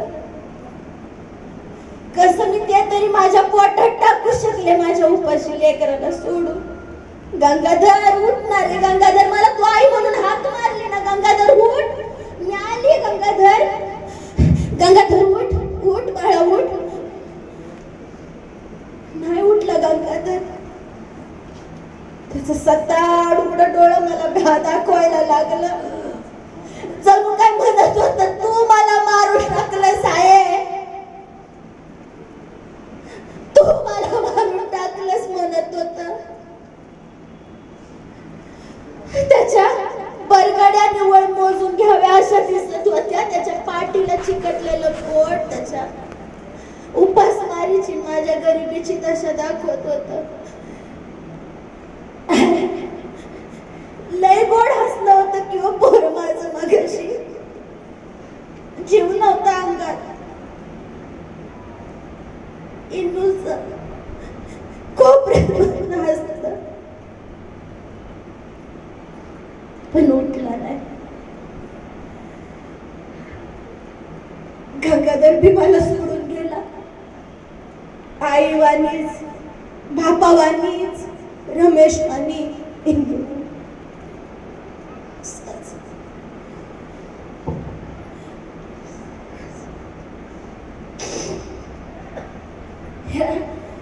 तिन्ही लेकरांना या माझ्या वटीत घेऊन, या पदराने त्यांची तोंड झाकून मी आमच्या घराच्या मागच्या स्वतःच्या हातांनी खड्डे करून गाडलं होतं. पुरलं होतं मी माझ्या लेकरांना माझ्या हाताने. किती पाप करत होते मी. एक बॅरिस्टर व्हायला गेलेल्या माणसाची पत्नी दुःख सहन करत होती. मला पण त्यांच्या शिक्षणात आडकाठी आणायची नव्हती. मी काय कळवत नव्हती. या पदराला डोईवर घेताना पण भीती वाटायची. गेलेली समधी लेकर डोळ्यात पुढे सारखायची. मला मी माझ्या लेकरांची गुन्हेगार वाटायला लागली होती. पण करायचं, डोळं पुसायचं, परत सहन करायचं, काम करत राहायचं. ह्याच्यानंतरचा राजरत्न साहेबांचा तर लय आवडता होता. तो लय जीव होता साहेबांचा त्याच्यावर. त्याला बघितल्या बिगर घर सोडायचं नाही, त्याला बघितल्या बिगर कुठं जात नसायचं. त्याला घेऊन जेवायला बसायचं, त्याला वाचायला शिकवायचं, बोलायचं, गप्पा मारायचं. हा माझ्यासारखा पराक्रमी होईन असं सांगायचं सगळ्यांना. तेजस्वी डोळ्यांचा अगदी दुसरं धाकलं बाबासाहेब म्हणायचं लोक त्यांना. पण राजरत्नला न्यूमोनिया झालेला कळून आला. एकदा मी धुणं वाळत घालत होती, साहेब कोर्टात गेले तर चक्कर येऊन पडला. मी कोर्टात निरोप धाडला, ते तातडीनं आलं. त्यांनी त्याला दवाखान्यात स्वतःच्या मांडीवर न्यावं लागलं. पण रस्त्यात जाताना साहेबांच्या मांडीवर राजरत्ननं शेवटचा श्वास घेतला. शेवटचा श्वास घेतला. साहेबांचा तर विश्वास बसला. राजरत्न गेला. साहेबांचा विश्वास बसना. साहेब येड्या पिसासारखं करायला लागले. पण म्या धाय मोकलून रडायला लागली. जमिनीवर गडागडा लोळायला लागली. माझं आई पण, माझं मातृत्व सगळं जण काही चिकून गेलं होतं. म्या सहन करू शकत होती, सहन करू शकत होती. लहानपणापासून मृत्यूनं माझी पाठ सोडली नाही. गरिबीनं उपासमारीनं माझी पाठ सोडली नाही. एका मागे एक आई बाप, साहेबांचं बाबा, आत्या, दुसऱ्या आई, त्यांचं बंधू, माझी लेकरं या हातात नेली. मी सहन करू शकत होते का? जणू काही सहन करायला जन्म झाला होता. झाले होते मी खंबीर. पण लेकरांना कवर बघू मरताना. माझं ठीक आहे, मला सवय आहे मृत्यूला काखला घेऊन फिरायची. साहेब पण साहेब येणं पिसं झालं. त्यांचं संसारावरनं चित्त उडालं. राजरत्न गेला. त्यांना खरं वाटना. ज्या खोलीत राजरत्न झोपायचा, राहायचा, खेळायचा, त्या खोलीत साहेब जात नसत. स्वतःच्या खोलीत बंद करून घ्यायला लागलं. कार्यकर्ते आले तरी त्यांना भेटत नसायचं. सभेला जात नव्हतं, कुणाशी काही बोलत नव्हतं. आणि माझ्याशी तर संन्याशी वृत्तीनं वागायला लागलं. माझ्याकडे तर बघणं सुद्धा. कार्यकर्ते आलं, मला म्हणालं, हाय सर, हे असं चाललं तर चळवळ पुढं कशी जाईल, आम्ही कसे उभे राहू. तुम्ही साहेबांसोबत बोला, तुम्ही बाबासाहेबांसोबत बोला. तुम्हीच त्यांना काहीतरी समजावा. आमच्या समोर आमची भेट पण घेत नाही. मोठा धीर करून मी माझं काळीज घट्ट केलं. साहेबांचं, सुभेदार बाबांचं शब्द आठवलं. ठरवलं भेटायचं त्यांना आणि जे मला त्यांनी शिकवलंय तेच त्यांना ऐकवायचं. त्यांच्या शब्दात गेली, बोलले त्यांना, साहेब या दुःखातून बाहेर पडा. तुम्हीच शिकवलेलं ना, विरहाने दुःख करायला कुणाला वेळ नाहीये. हे जीवन नश्वर आहे. प्रत्येक आलेल्याला इथनं जायचंय, पण जायच्या आधी आपलं काम करायचंय. मग साहेब तुम्हाला तुमचे शब्द का आठवत नाहीत? तुम्ही बाबांचे शब्द का विसरले? साहेब या दुःखातून तुम्ही बाहेर पडा. लोकांना तुमची गरज आहे, कार्यकर्त्यांना तुमची गरज आहे. साहेब यातनं बाहेर पडा. तुम्ही या दुःखातनं बाहेर पडले नाही तर हे कसं पुढे जाणार गाडा? या दुःखातून बाहेर पडा साहेब. तुम्ही या दुःखातून बाहेर पडा. आणि ज्या बोटाने मला कुंकू लावलं तेच बोट या समाजाला दिशा दाखवणारे ठरवा. बाबासाहेबांचं यातच रामजी बाबांचं स्वप्न आहे साहेब. आणि ह्याच समाजाचं भलं आहे. माझा शब्द ऐकून साहेब घाईवरलं. ढसा ढसा ढाय ढाय उकलून रडलं. 2-4 दिवसांनी कामाला लागलं. सुरू झाला आहे तोच प्रवास, चळवळींचा, आंदोलनांचा, सभांचा, भाषणांचा, माझ्या आजारपणाचा. माझं शरीर आता मला साथ देत नव्हतं, थकत चालले होते, खंगत चालले होते. आयुष्यात असेच किस्से आहेत सगळे, एक भी आनंदाचा नाही. अजून एक किस्सा असाच एक प्रसंग माझा जीव पिळवटून टाकणारा. राग नका म्हणू, पण तुमच्याशी आज मला सगळंच बोलायचं. हातचं काय राखून ठेवणार नाही, खोट नाही सांगणार. पंढरपूर बाबतचा प्रसंग असाच माझा जीव पिळवटून टाकणारा आहे. मी देवाला मानित होते. ऐकू आलं का नीट? मी देवाला मानित होती, देवाला पूजत होती. साहेबांना चोरून देव लपून ठेवायचे आणि त्यांना पूजत बसायचे. साहेबांचं आयुष्य लांबावं, त्यांची तब्येत नीट राहावी, त्यांना आंदोलनात कोणी त्रास देऊ नये म्हणून उपास तापास करायचे. म्हणजे काय, मी काय करत होती व काय वाटतं तुम्हाला? तुमच्यासारखंच तर करत होती. तुम्ही करता की? मी माझ्या साहेबांना फसवत होती. तुम्ही नाही करत का? बाहेरच्या घरात असतात हे असेच फोटो आणि आतल्या घरात असतो. बरं झालं तुम्ही तुमच्या तोंडाने कबूल केलं. मी तुमच्यासारखीच होती. मी देवाला मानित होती. शेजारच्या आयाबाया मला लय सांगायच्या पंढरपूरच्या पांडुरंगाबद्दल. त्यानं म्हण जनीची मदत केली होती, त्यांनी चोखो मेळाला वाचवलं होतं, त्या समजा संतांना मदत केली होती वेगवेगळ्या रूपात. मला त्यांनी त्या पंढरपूरच्या इटूबद्दल इतकं काय सांगितलं होतं. माझी पण इच्छा होत होती पंढरपूरच्या इटूचं दर्शन घ्यायची. आणि त्यावेळी बाबासाहेब या तुमच्या रमाईची लय काळजी करायचं. कारण आता मी थकली होती, आजारी पडली होती. माझं लाड पुरवतील म्हणून मी आपली गेली लाडाने बोलायला. साहेब मला पंढरपूरला जायचं. पंढरपूरला कशाला जायचं? पंढरपूरला साहेब मला पंढरपूरला पांडुरंगाचं दर्शन घ्यायला जायचं. पंढरपूरला पांडुरंगाच्या दर्शनाला अजिबात जायचं नाही. आता तो पंढरपूरचा पांडुरंग खालच्या जातींना दर्शन देत नाही. 700 वर्षांपूर्वी त्याने चोखा मेळायला दर्शन दिलं नव्हतं. अगं जो देव आपल्या भक्तांना दर्शन देत नाही त्याच्याकडे कशाला जायचं? तो पंढरपूरचा खूळ डोक्यातून काढून टाक. मी बी साहेबांचीच बायको. एवढे दिवस त्यांच्या संग राहून सभा आंदोलन बघून हुशार झालती. मी विचारलं, मग तुम्ही काळाराम मंदिराचा सत्याग्रह कशा पायी केला? बरोबर आहे ना प्रश्न? बरोबर आहे. काळाराम मंदिराचा सत्याग्रह कशा पायी केला? साहेब म्हणतात कसं? अगं रामू, तो सत्याग्रह दर्शनासाठी नव्हता तर क्रांतीची समतेची ज्योत पेटवण्यासाठी होता. तो सत्याग्रह भक्तीसाठी नव्हता तर क्रांतीसाठी होता आणि ह्या दीन दलितांना गुलामगिरी आणि असमानतेपासून मुक्त करण्यासाठी होता. कुणाच्या दर्शनासाठी नव्हता.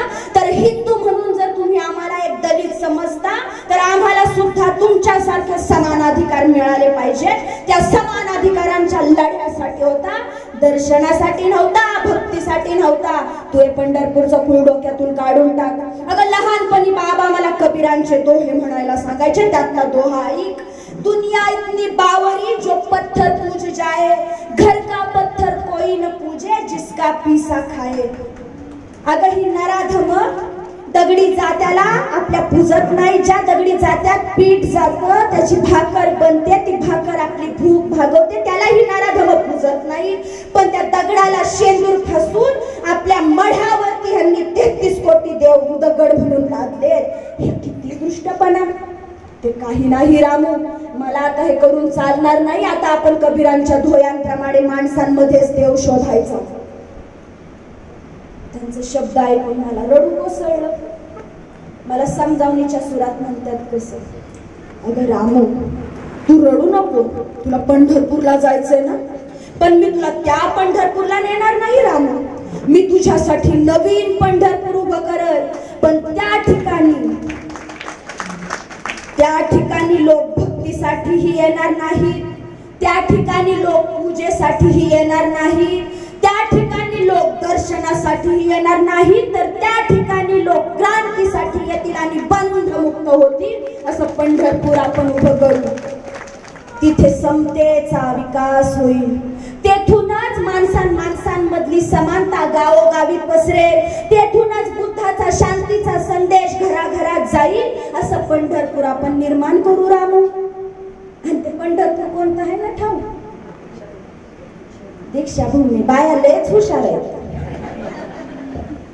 दीक्षाभूमी आपलं पंढरपूर आपण निर्माण केलेलं. सगळे प्रसंग असे जीव पिळवटून टाकणारे, काळीच भरून येणारे. आता बी काळीच भरून आलं माझं. साहेब लंडनवरनं येणार होते ना, तो प्रसंग आठवला बघा बोलता बोलता. साहेब येणार म्हणून सारी जनता जणू काही सण सुद असल्यासारखी ते साजरं करायला निघाली होती. नवीन कपडे लत्ता घालून जणू काही एखादा उत्सव साहेबांच्या स्वागताचा, त्यांच्या ज्ञानाचा. साहेब येणार म्हणून ह्यांचं बंधू बाळारामनी घरातल्या सर्वांना नवीन कापड घेतली. मला बी पैक दिलं होतं. साहेब यायचा दिवस उजाडला. सारी जनता समुद्र किनाऱ्यावर, घरचे समुद्र किनाऱ्यावर. पण मी कशी जाणार आणि कुणाला सांगणार? माझं लुगडं तर फाटलेलं, दोन वेगवेगळ्या रंगाचं 2 तुकड्यांनी शिवलेलं. बॅरिस्टरची बायको अशी गेली तर लोक काय म्हणतील माझ्या साहेबांना? काळजात धस झालं. हा, पण आठवलं मला, शाहूराजांनी साहेबांना सत्कारात एकदा जरीचा फेटा दिला होता. मी तोच फेटा काढला जुन्या पेटीतनं, लुगड्यासारखा नेसला. पण फेटा तो फेटाच, त्याला लुगड्याची सर कशी येणार? समुद्रात मासेमारी करणारे खोळीन बायका पण मला गुडघ्या पस्तुरच आला. माझीच मला लाज वाटली. पण साहेबांच्या स्वागताला तशीच गेली. लांब उभी राहिली, समदास अभिमानानं बघत होती. साहेबांनी पोटीतनं पाय खाली ठेवला. त्यांच्या गळ्यात फुलांच्या असंख्य माळा पडल्या. त्यांच्या नावानं आसमंत तुमतुमून गेला. इतका वेळ न राहून मी मोठ्यानं हाक मारली, साहेब. धावत जाऊन त्यांचं पाय धरलं. माझ्या डोळ्यातल्या पाण्यानं त्यांच्या पायातली बुट धुवून निघाली. त्यांनी घरला आलं मला विचारलं, रामू, घरातील सर्वांच्या अंगावर नवीन कपडे असताना तू पटका का नेसलास? बाळारामने तुला पैसे नाही दिले? त्यांनी मला पैसे दिलं होतं साहेब, पण काय रामू, मग तू का नाही साडी घेतलीस? का नाही लुगडं घेतलंस? पटका का नेसलास? काय केलं त्या पैशांचं? साहेब एवढं बोलस्तवर मी जुन्या पेटीत ठेवलेली नवी धोतर जोडी काढली आणि साहेबांच्या हातात दिली आणि म्हटलं, साहेब, साहेब, मला माझ्यासाठी काय बी नग. मी तुमच्यासाठी मला दिलेल्या पैशातनं ही नवी कोरी धोतर जोडी घेतली. बॅरिस्टर झालोय तुम्ही आता साहेब, बॅरिस्टर साहेब. आणि म्हणून फाटक्या गोठडीवर झोपणार हाय म्हणून झोपायला ही गादी घेतली. आणि साहेब ह्यो जेवायला बसाय पाठ घेतला. बस साहेब, जेवढं त्या पैशात मला मी तुमच्यासाठी घेतलं. मला माझ्यासाठी काय बी नग साहेब, मला माझ्यासाठी काय बी नग. माझं समजा सुख तुमच्याच सुखात आहे. तुमच्या चेहऱ्यावर हसणं बघितलं का माझं मन प्रसन्न होतं. तुमच्या गळ्यात पडलेल्या फुलांच्या माळा, तुमच्या नावाचा जय जयकार ऐकला का मला धन्य झाल्यासारखं वाटतं. मला काय बी नग साहेब, मला काय बी नग. त्यांच्या डोळ्यातनं घळा घळा घळा पाणी वाहत होतं. दुःखानं का अभिमानानं मला नाही ठाऊक. असंच दिसमास करत चाललं होतं. माझी तब्येत खचायला लागलेली. पण ह्या सगळ्यामधनं एवढ्या उपाशी पोटी राहून, उपाशी पोट काम करून, लेकरांचं जाणं बघून, घरातल्यांचे मृत्यू बघून, तरी सुद्धा ही रमा साहेबांची रामू एवढी खंबीर कशी राहते? तिला काय माणसाचं काळीज नाही? मी माणूस नव्हती का? साधारण कदा हसायचं ठरवलं, साधारण कदा दुःख गिळायचंच ठरवलं म्हणजे मला भावना नाहीत का? होत्या की. कुठनं मिळत होती मला खंबीर राहायची ताकद? कुठनं येत होतं एवढं सगळं बळ? तर तुम्हाला त्याचं मी एक कारण सांगते. त्याच्या मागे एक कारण होतं माझ्या साहेबांनी लिहिलेलं पत्र. एक पत्र त्यांनी असं लिहिलं होतं ना, ते मी उशाशी ठेवायची रोज रात्री झोप वाचायची. त्यांनी त्या पत्रात समध लिहिलं होतं सर, आमच्या 4 लेकरांचा मृत्यू, त्यांचा बोटींचा प्रवास, त्यांच्याशिवाय माझ्या घरच्यांचं झालेला हाल, माझ्याशिवाय त्यांचं झालेला हाल, सुक पाव पाण्यात बुडवून खाल्लेली त्यांची अभ्यासाची यात्रा, उपाशी पोटी आम्ही आमची जाळलेली पोटातली आतडी, आणि त्याच्यानंतर पण चेहऱ्यावर कायम शांतता असणारी त्यांची रांग. सगळं लिहिलं होतं, जणू काय कबुली जबाब देणे 4 जबाब. ह्यो महासागर बुद्धाचा महामेरू लिहित होता. त्यांनी लिहिलं होतं, रामू आयुष्यभर झगडत राहिली, माझ्या पाठीशी खंबीर राहिली, तुझे उपकार मी फेडू शकत नाही रामू. मला वाईट वाटतं मी तुला सुख देऊ शकलो नाही, पण रामू एक लक्षात ठेव, सूर्याचा धर्म प्रकाश द्यायचा असतो, झाडाचा धर्म सावली द्यायचा असतो. तू सावलीचं काम करतेस रामू, तू सावलीचं काम करतेस. तू दिलेल्या 7 सोबतीनं तू या 9 कोटी लेकरांच्या गळ्यातला ताईत झाली, त्यांची आई झाली. हे भाग्य कोणाला मिळणार नाही रामू. तू या संसारासाठी झटलीस, झगडलीस, झिजलीस, पण मला उभं केलं रामू. तू मला उभं नाही केलं, तू या 9 कोटी दलितांना उभं केलंस, तुझ्या एकटीचा पाया लागला. तुझ्या पोटची लेकरं मातीत घातलीस. ह्या लेकरांसाठी मग मला आई रमाई म्हणतात, तेच तर माझं सुख होतं. मुठभर का व्हायना मांस त्या पत्रानं माझ्या अंगावर चढायचं बघा, मुठभर का व्हायना मांस चढायचं. रात्रीची उपाशी पोटी झोप लागते का हो, मला लागायची. अशा किती रात्री उपाशी पोटी झोपली मी, का त्यांचं काम बघून, तुमच्या सगळ्यांसाठी झटताना बघून, त्यांच्या कार्याला येणारं यश बघून. ज्या कुणी माणसाला माणूस म्हणून स्वीकारलं नाही त्या सगळ्यांची हार मी बघत होते, आणि त्याच्यामुळे मी विजयोत्सव रोज साजरा करत होते.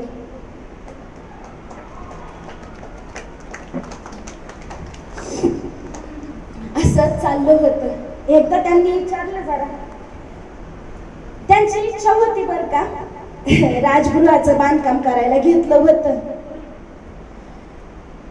राजगृह, बुद्धाचा राजगृह बांधकाम करायला घेतलं, पण पहिली खोली त्यांना कोणाची बांधायची होती माहितीये का? माणसांसाठी नाही, पुस्तकांसाठी.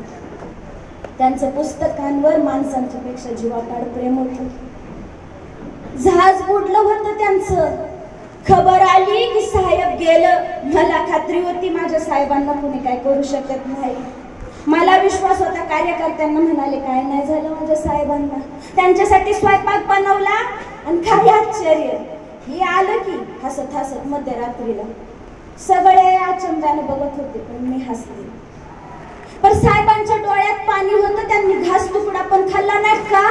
का तर मला म्हणलं, अगं रामू, ज्या बोटीनं मी येणार होतो त्या बोटीचं तिकीट महाग होतं, मला ते परवडणार नव्हतं. पण जी प्रिय वस्तू माझ्या आहेत, मी जमवल्यात, मला त्यांना बोटीत दिलं. मी त्या पुस्तकांना मी बोटीत ठेवलं, आणि ती बोट बुडाली. ज्या स्वस्त तिकिटानं मी मागच्या बोटीनं आलो ती बोट वाचली. रामू, एक वेळ माझी बोट बुडाली असती तर चाललं असतं, पण माझी पुस्तकं गेली. अहो, लहान लेकरं धाय म्हणून रडतात तसं रडलं होतं पुस्तकं बुडली म्हणून. वाटतंय का ह्यांच्याकडे बघून? एवढा पुस्तकांवर जीव. म्हणून राजगृहातली पहिली खोली पुस्तकांची. आणि त्यांचं स्वप्न काय माहिती आहे? मला तिथं कोपऱ्यात खुर्चीवर पुस्तक वाचताना बघायचं होतं. त्यांना, साहेबांना.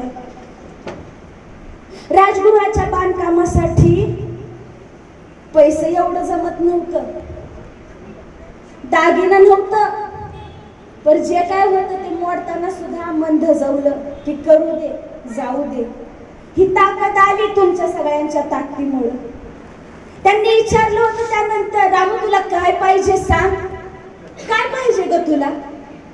हट्टानं लाडानं विचारलं. मी म्हंटल होतं साहेब मला काय नाही 4 सोन्याच्या बांगड्या करा. त्या पण जमल्या तर केल्या की बाई. अशा बांगड्या मी त्या दिवशी घातल्या, हाय नाही तेवढं दागिनं घातलं, साडी घालून अख्ख्या चाळी तुडू तुडू तुडू तुडू फिरून आले. मला बी दाखवायला आवडत होतं की बॅरिस्टरची बायको आहे. कधी नव्हते ते घातलं ना. तुमच्याकडं सोन्याचे दागिने असतील पण माझ्याकडे हिरा होता. हिरा हे लोकांना कुठं ठाऊक होतं. माझ्याकडच्या दागिन्याची किंमत मला ठाऊक होती म्हणून मला ह्या दागिन्यांचा सोस नव्हताच. कशातच मन अडकत नव्हतं. अडकलं होतं ते याकतच ह्यांच्या माझ्या ज्ञानाच्या सागरात. माझ्या खराब तब्येतीमुळे त्यांनी मला वराळ्यांकडे पाठवलं धारवाडला. ते वसतिगृह चालवायचं समद्या जातीतल्या लेकरांसाठी. मग एक दिवस काय झालं, इतर दिवशी आम्ही सगळे संघ जेवायचो पण एक दिवशी मला माझ्याच खोलीत ताट आलं. मला जरा संशय आला. बघायला गेली, विचारलं, कळालं समधी लेकरं 2-3 दिवस उपाशी. माझ्या काळजात पुन्हा आधच झालं. म्हटलं लेकरं उपाशी आहे आणि मी खायचं जमणार नाही. वराळ्यांना विचारलं तर ते म्हणाले आई साहेब धान्य रसद संपली आहे, मागची उधारी बाकी आहे म्हणून वाणी किराणा देत नाही, यावेळेची शाळेची ग्रँट अजून आलेली नाही म्हणून पैसा म्हटलं. म्हणून लेकरं उपाशी झोपणार. मला त्या लेकरांमध्ये इंदू, रमेश, माझा गंगाधर, राजरत्न दिसायला लागलं. अन्न पाण्याविना गेलेली लेकरं काय असतात मला विचारा. हातातल्या सोन्याच्या बांगड्या काढून दिल्या. वराळ्यांना म्हणलं जावा विका जे काही युक्त सामान घेऊन या. घेत नव्हते वराळे साहेब पण दमदवलं. मला म्हटलं साहेबांना कळालं तर रागवतील. म्हटलं नाही, साहेबांना जर कळालं तुम्ही घेतलं नाही, माझं ऐकलं नाही तर रागवतील. रमाईचा आदेश आहे घेऊन जा. घेतल्या त्यांनी. नाही हो करता करता बांगड्या, त्या सोन्याच्या बांगड्या इकल्या. जे काही पैसा आलं त्यातनं लेकरांसाठी धान्य सामान, तेल, पीठ सगळं आणलं. भाज्या आणल्या. त्या दिवशी मी माझ्या हाताने स्वयंपाक केला. त्या लेकरांना मी माझ्या हाताने घास भरवत होते, एकेकाला गोंजरत होते, जवळ घेत होते. खरं सांगू का बहिणींनो, बांगडे गेले ना काय वाटलं नाही मला त्या लेकरांमध्ये. माझा रमेश, माझा गंगाधर, माझी इंदू, माझा राजरत्न, अव एवढंच काय व माझा आई बाप जिवंत झाल्यासारखं दिसत होतं त्या लेकरांच्या चेहऱ्यावरचं हसणं बघून. अजून काय पाहिजे हो एखादा आयुष्य जगायसाठी? काय पाहिजे अजून? आनंदी होते मी, समाधानी होते ती ह्याच मुळे. असंच आमचा दिवस कटत होत. माझी तब्येत खंगली होती, पुरी दमली होती पण ह्यांच्यासाठी उपास तापास करायची सोडत नव्हती. तुम्हाला माहितीये का राजगृह बांधलं पण साहेब तिथं कधी जास्त थांबलं नाही. आम्हाला निवडून ठेवलं त्यांच्या रामूला सुख मिळावं म्हणून. थोडे दिवस तरी तिने आयुष्यात आनंद, समाधान, आराम बघावं पण नाही. माझं काळीज हितच गुंतलेलं. साहेब जायचं आंदोलनांना, साहेब जायचं लांब लांबच्या गावांना, साहेब जायचं भाषण द्यायला. मला घेऊन जात नव्हतं आता माझ्या खराब तब्येतीमुळे. मी राजगृहाच्या पायऱ्यांवर माझ्या साहेबांच्या यायची वाट बघत बसायची. आता येतील साहेब. कार्यकर्ते आलेत ना बातमी घेऊन. काय झालं, काय झालं बनसोडे साहेब, काय झालं पाटील साहेब, बरे आहे? हाय साहेब, सगळं ठीक आहे साहेब. जेवलं? साहेबांना कोणी काय केलं नाही ना? महाडला झालं तसं, रायगडावर झालं तसं कोणी केलं नाही ना? नाही आई साहेब, तुम्ही जेवा, उपास सोडा. साहेब मी नाही नाही, मी त्यांना पाहिला बिगर नाही उपास सोडणार. नाही मला काय नाही होत, माझे साहेब नीट आहे ना. माझ्या साहेबांची वाट बघत बसायची मी राजगृहांच्या त्या पायऱ्यांवर. किती कितीतरी दिवस पकडून मला नेत होती लोक, येड्यासारखी, लहान लेकरांसारखी. एकच स्वप्न असायचं, साहेब घराला येताना सुखरूप दिसावं, कुणी काय करू नये, त्यांच्या जीवाला काय होऊ नये. माझं शरीर अजून खचलं. राजरतन पोटात होता तेव्हाच मला टीबीचा आजार झालेला डॉक्टरांनी सांगितलं होतं साहेबांना. आता मी हातरून धरलं होतं साहेबांना, कुणीतरी तार करून बोलवलं. साहेब आलं, लई डॉक्टर लावली माझ्यासाठी. उषा पायथ्याला बसून राहायची लोक. राजगृह परिसर अख्खा ना असं माणसांनी भरून गेलेला असायचा. सारखी माणसं भेटायला, त्यांच्या जणू काय आईलाच भेटायला येतात. साहेब मला औषधं द्यायचं, कॉफी करून पाजायचं, स्वतः माझं डोकं मांडीवर घेऊन बसायचं. पण मला घासच घशाखाली उतरत नव्हता. माझी तब्येत खचली म्हणजे पार खचली. साहेब समजा डॉक्टरांना कळकळून म्हणायचं, काही करून माझ्या रामाला वाचवा, माझ्या रामूला वाचवा. डॉक्टर काही करा, काय हवं ते घ्या, काय पैसे पाणी, काय औषध पाणी, कुठला डॉक्टर लावायचा लावा, परदेशात औषध आणा, पण माझ्या रामूला वाचवा. डॉक्टरांनी नको, जीभ जड झाली त्यांची बोलायला, तरी म्हटले, बाबासाहेब आता आमच्या हातात काय राहिलेलं नाहीये. खूप वर्ष उपाशी पोटी काम केल्यामुळं आतडी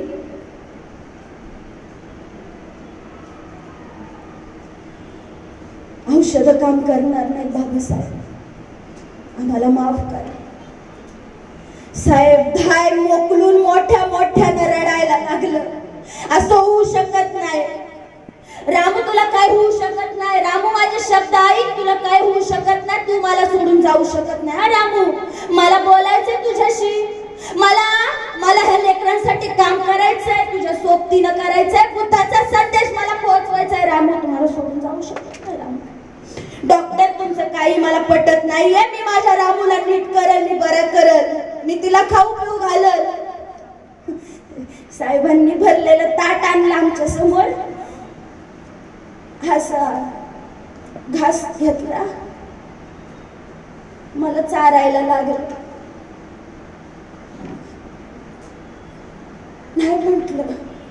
आमचा यशवंत कोपऱ्यात बसला होता, त्याला खुणवून बोलावलं. आम्ही मिळून आमच्या लेकराला पहिला घास चारत होतो. एवढ्या वर्षातला, आयुष्यातला पहिला घास मिळून चारला लेकराला आमच्या. मला त्यांनी पुण्यांदा औषध दिलं, कॉफी दिली. मला खोकल्याची उबळ यायला लागली. थांबत नव्हता खोकला. ठसका ठसका ठसकाच नुसता, आवाज निघणं. मी साहेबांसंग बोलत होती. मला माझ्या साहेबांसंग असंख्य घरात प्रकाश पेरायचा होता. मला माझ्या साहेबांसंग असंख्य घरात बुद्ध द्यायचा होता. माणसाला माणुसकी शिकवायची होती, पण माझं शरीर थकून गेलं. लय लवकर साथ सोडली. मला माझं मन साहेबांसंग बोलत होतं की, मी सांगत होते त्यांना, साहेब रडू नका, अजिबात रडू नका. मला काय भेटलं नाही, तुमची राम दुःखात आहे म्हणून रडू नका. साहेब मी लय आनंदात आहे, मी खूप सुखात आहे. साहेब मी खूप सुखात आहे. तुम्ही का रडता? का रडता? तुमच्या रामूला दागदागिने मिळाले नाही म्हणून, तुमच्या रामूला लुगडं भेटलं नाही म्हणून, तुमच्या रामूच्या गळ्यात डोरलं नव्हतं म्हणून. नका रडू साहेब. मला ह्यांचं काही बी वाटत नाही साहेब, काही बी वाटत नाही. उलट साहेब, हे दुःखाचे अलंकार घालून मिरवताना मी भीमराव डॉक्टर बाबासाहेब आंबेडकरांची पत्नी होते हे सांगताना मला खूप अभिमान वाटतो साहेब. तुम्हाला वाटतं तुम्ही आम्हाला उपाशी पोटी ठेवलं तुमच्या रामूला? तुम्ही नाही ठेवलं साहेब. नाही ठेवलं. तुम्ही तुम्हाला त्रास करून घेऊ नका साहेब. तुमचं सुख बघून, तुमचं ज्ञान बघून, तुमच्या चेहऱ्याची ती तेजस्वीता बघून, ती प्रज्ञा बघून ऊर भरून येतो साहेब. ह्या गोरगरिबांच्या दिलदलितांच्या चेहऱ्यावरचा हसू बघितलं का माझं पोट भरतं साहेब. रामू तुमची दुःखात नाहीये साहेब, मी लय आनंदात आहे साहेब. तुम्ही रडू नका. काय नाही झालं, काय नाही झालं, तुम्ही रडू नका. अहो या बहिष्कृत माणसाच्या, या भारतातल्या बहिष्कृत माणसांचं तुम्ही दुःख तुमच्या काळजावर करून घेतलं. त्यात माझ्या आजाराच्या दुःखाची भर नको साहेब, माझ्या आजाराची भर नको. हो या भारतातल्या कोणत्याच नारीला हे भाग्य मिळालं नसल, या भारतातल्या काय जगातल्याच कोणत्या बाईला हे सुख मिळालं नसल की मी 9 कोटी लेकरांची आई झाले. भाग्य कोणा नारीला मिळणार नाही साहेब. यापेक्षा अजून सुख काय पाहिजे. मी खूप आनंदी आहे, मी खूप समाधानी. मी तुमच्यावर नाही रागवलेली साहेब, मी तुमच्यावर नाही रागवलेली. उलट तुमच्यासाठी मी कुठे काय कमी पडले असेल, काय करताना मी माग झाली असेल, कुरबुर केली असेल, काही पण तुमच्यासाठी करताना मी कमी पडले असेल तर साहेब तुमच्या रामूला माफ करा. मी तुमच्यावर नाराज नाही साहेब. माझी वाचा गेली, माझी जीभ लुळी पडली, माझ्या तोंडातनं शब्द निघाना पर साहेबांचे शब्द हमरत होत. ते शब्द मला सांगत होत, माझ्या साहेबांचे शब्द माझ्या कानात घुमत होते. ते मला म्हणत होते, रामू रामू उभ्या वादळात साथ दिलीस ग, या उभ्या वादळात साथ दिलीस. कठोर काळालाही तू तुझ्या पदरात सामावून घेतलंस रामू. अगं तुझ्या पदराच्या टाकीवर मी ठाम उभा होतो म्हणून भिवाचा भीमराव, भीमरावाचा बॅरिस्टर डॉक्टर बाबासाहेब आंबेडकर झालो ग रामू. संसाराच्या विस्तवात किती तर स्वतःला जाळून घेतलंस ना तर एकटीच प्रवासाला निघालीस.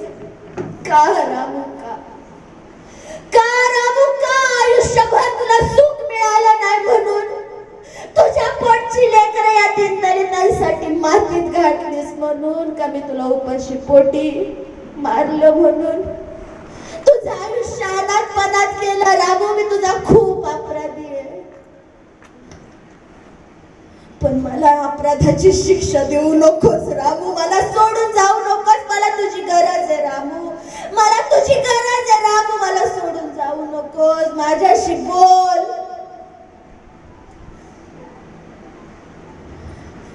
मला बोलता येत नव्हतं. माझं मन साहेबांसंग बोलायला धरलं. साहेब तुम्ही रडू नका, खूप दिलं साहेब, तुम्ही मला खूप दिलं. त्यांच्या डोळ्यातलं पाणी टीप टीप माझ्या चेहऱ्यावर पडत होतं. माझं डोकं मांडीवर घेऊन यो महासागर रडत होता. बहिणींनो मला आता शेवटच्या गरम पाण्याच्या आंघोळीची गरज नव्हती व मला शेवटच्या गरम पाण्याची गरज नव्हती. माझ्या साहेबांच्या डोळ्यातल्या पाण्यानं मी आनंदाने राहत होते व आनंदाने. सिंहासारखा गरजणारा मर्दांचा मर्द, युगानुयुगांच्या भेगा बुजवणारा, युगाच्याही पाठीत लाथ मारणारा युगंधर, या बुद्धाचा उपासक मी रडताना बघत होते व मी रडताना बघत होते. मी तुमच्या डॉक्टर बाबासाहेब आंबेडकरांना नाही, मी बॅरिस्टर डॉक्टर बाबासाहेब आंबेडकरांना रडताना बघत होते का व नाही व मी माझ्या साहेबांना रडताना बघत होते. माझ्या साहेबांना वाटलं मला थोडासा हात पुढं करून त्यांचं डोळं पुसावं. वाटलं मला मी हात पुढं केला पण तो हात पत्रिकेला पानामध्ये गळून पडला. मला शेवटची हात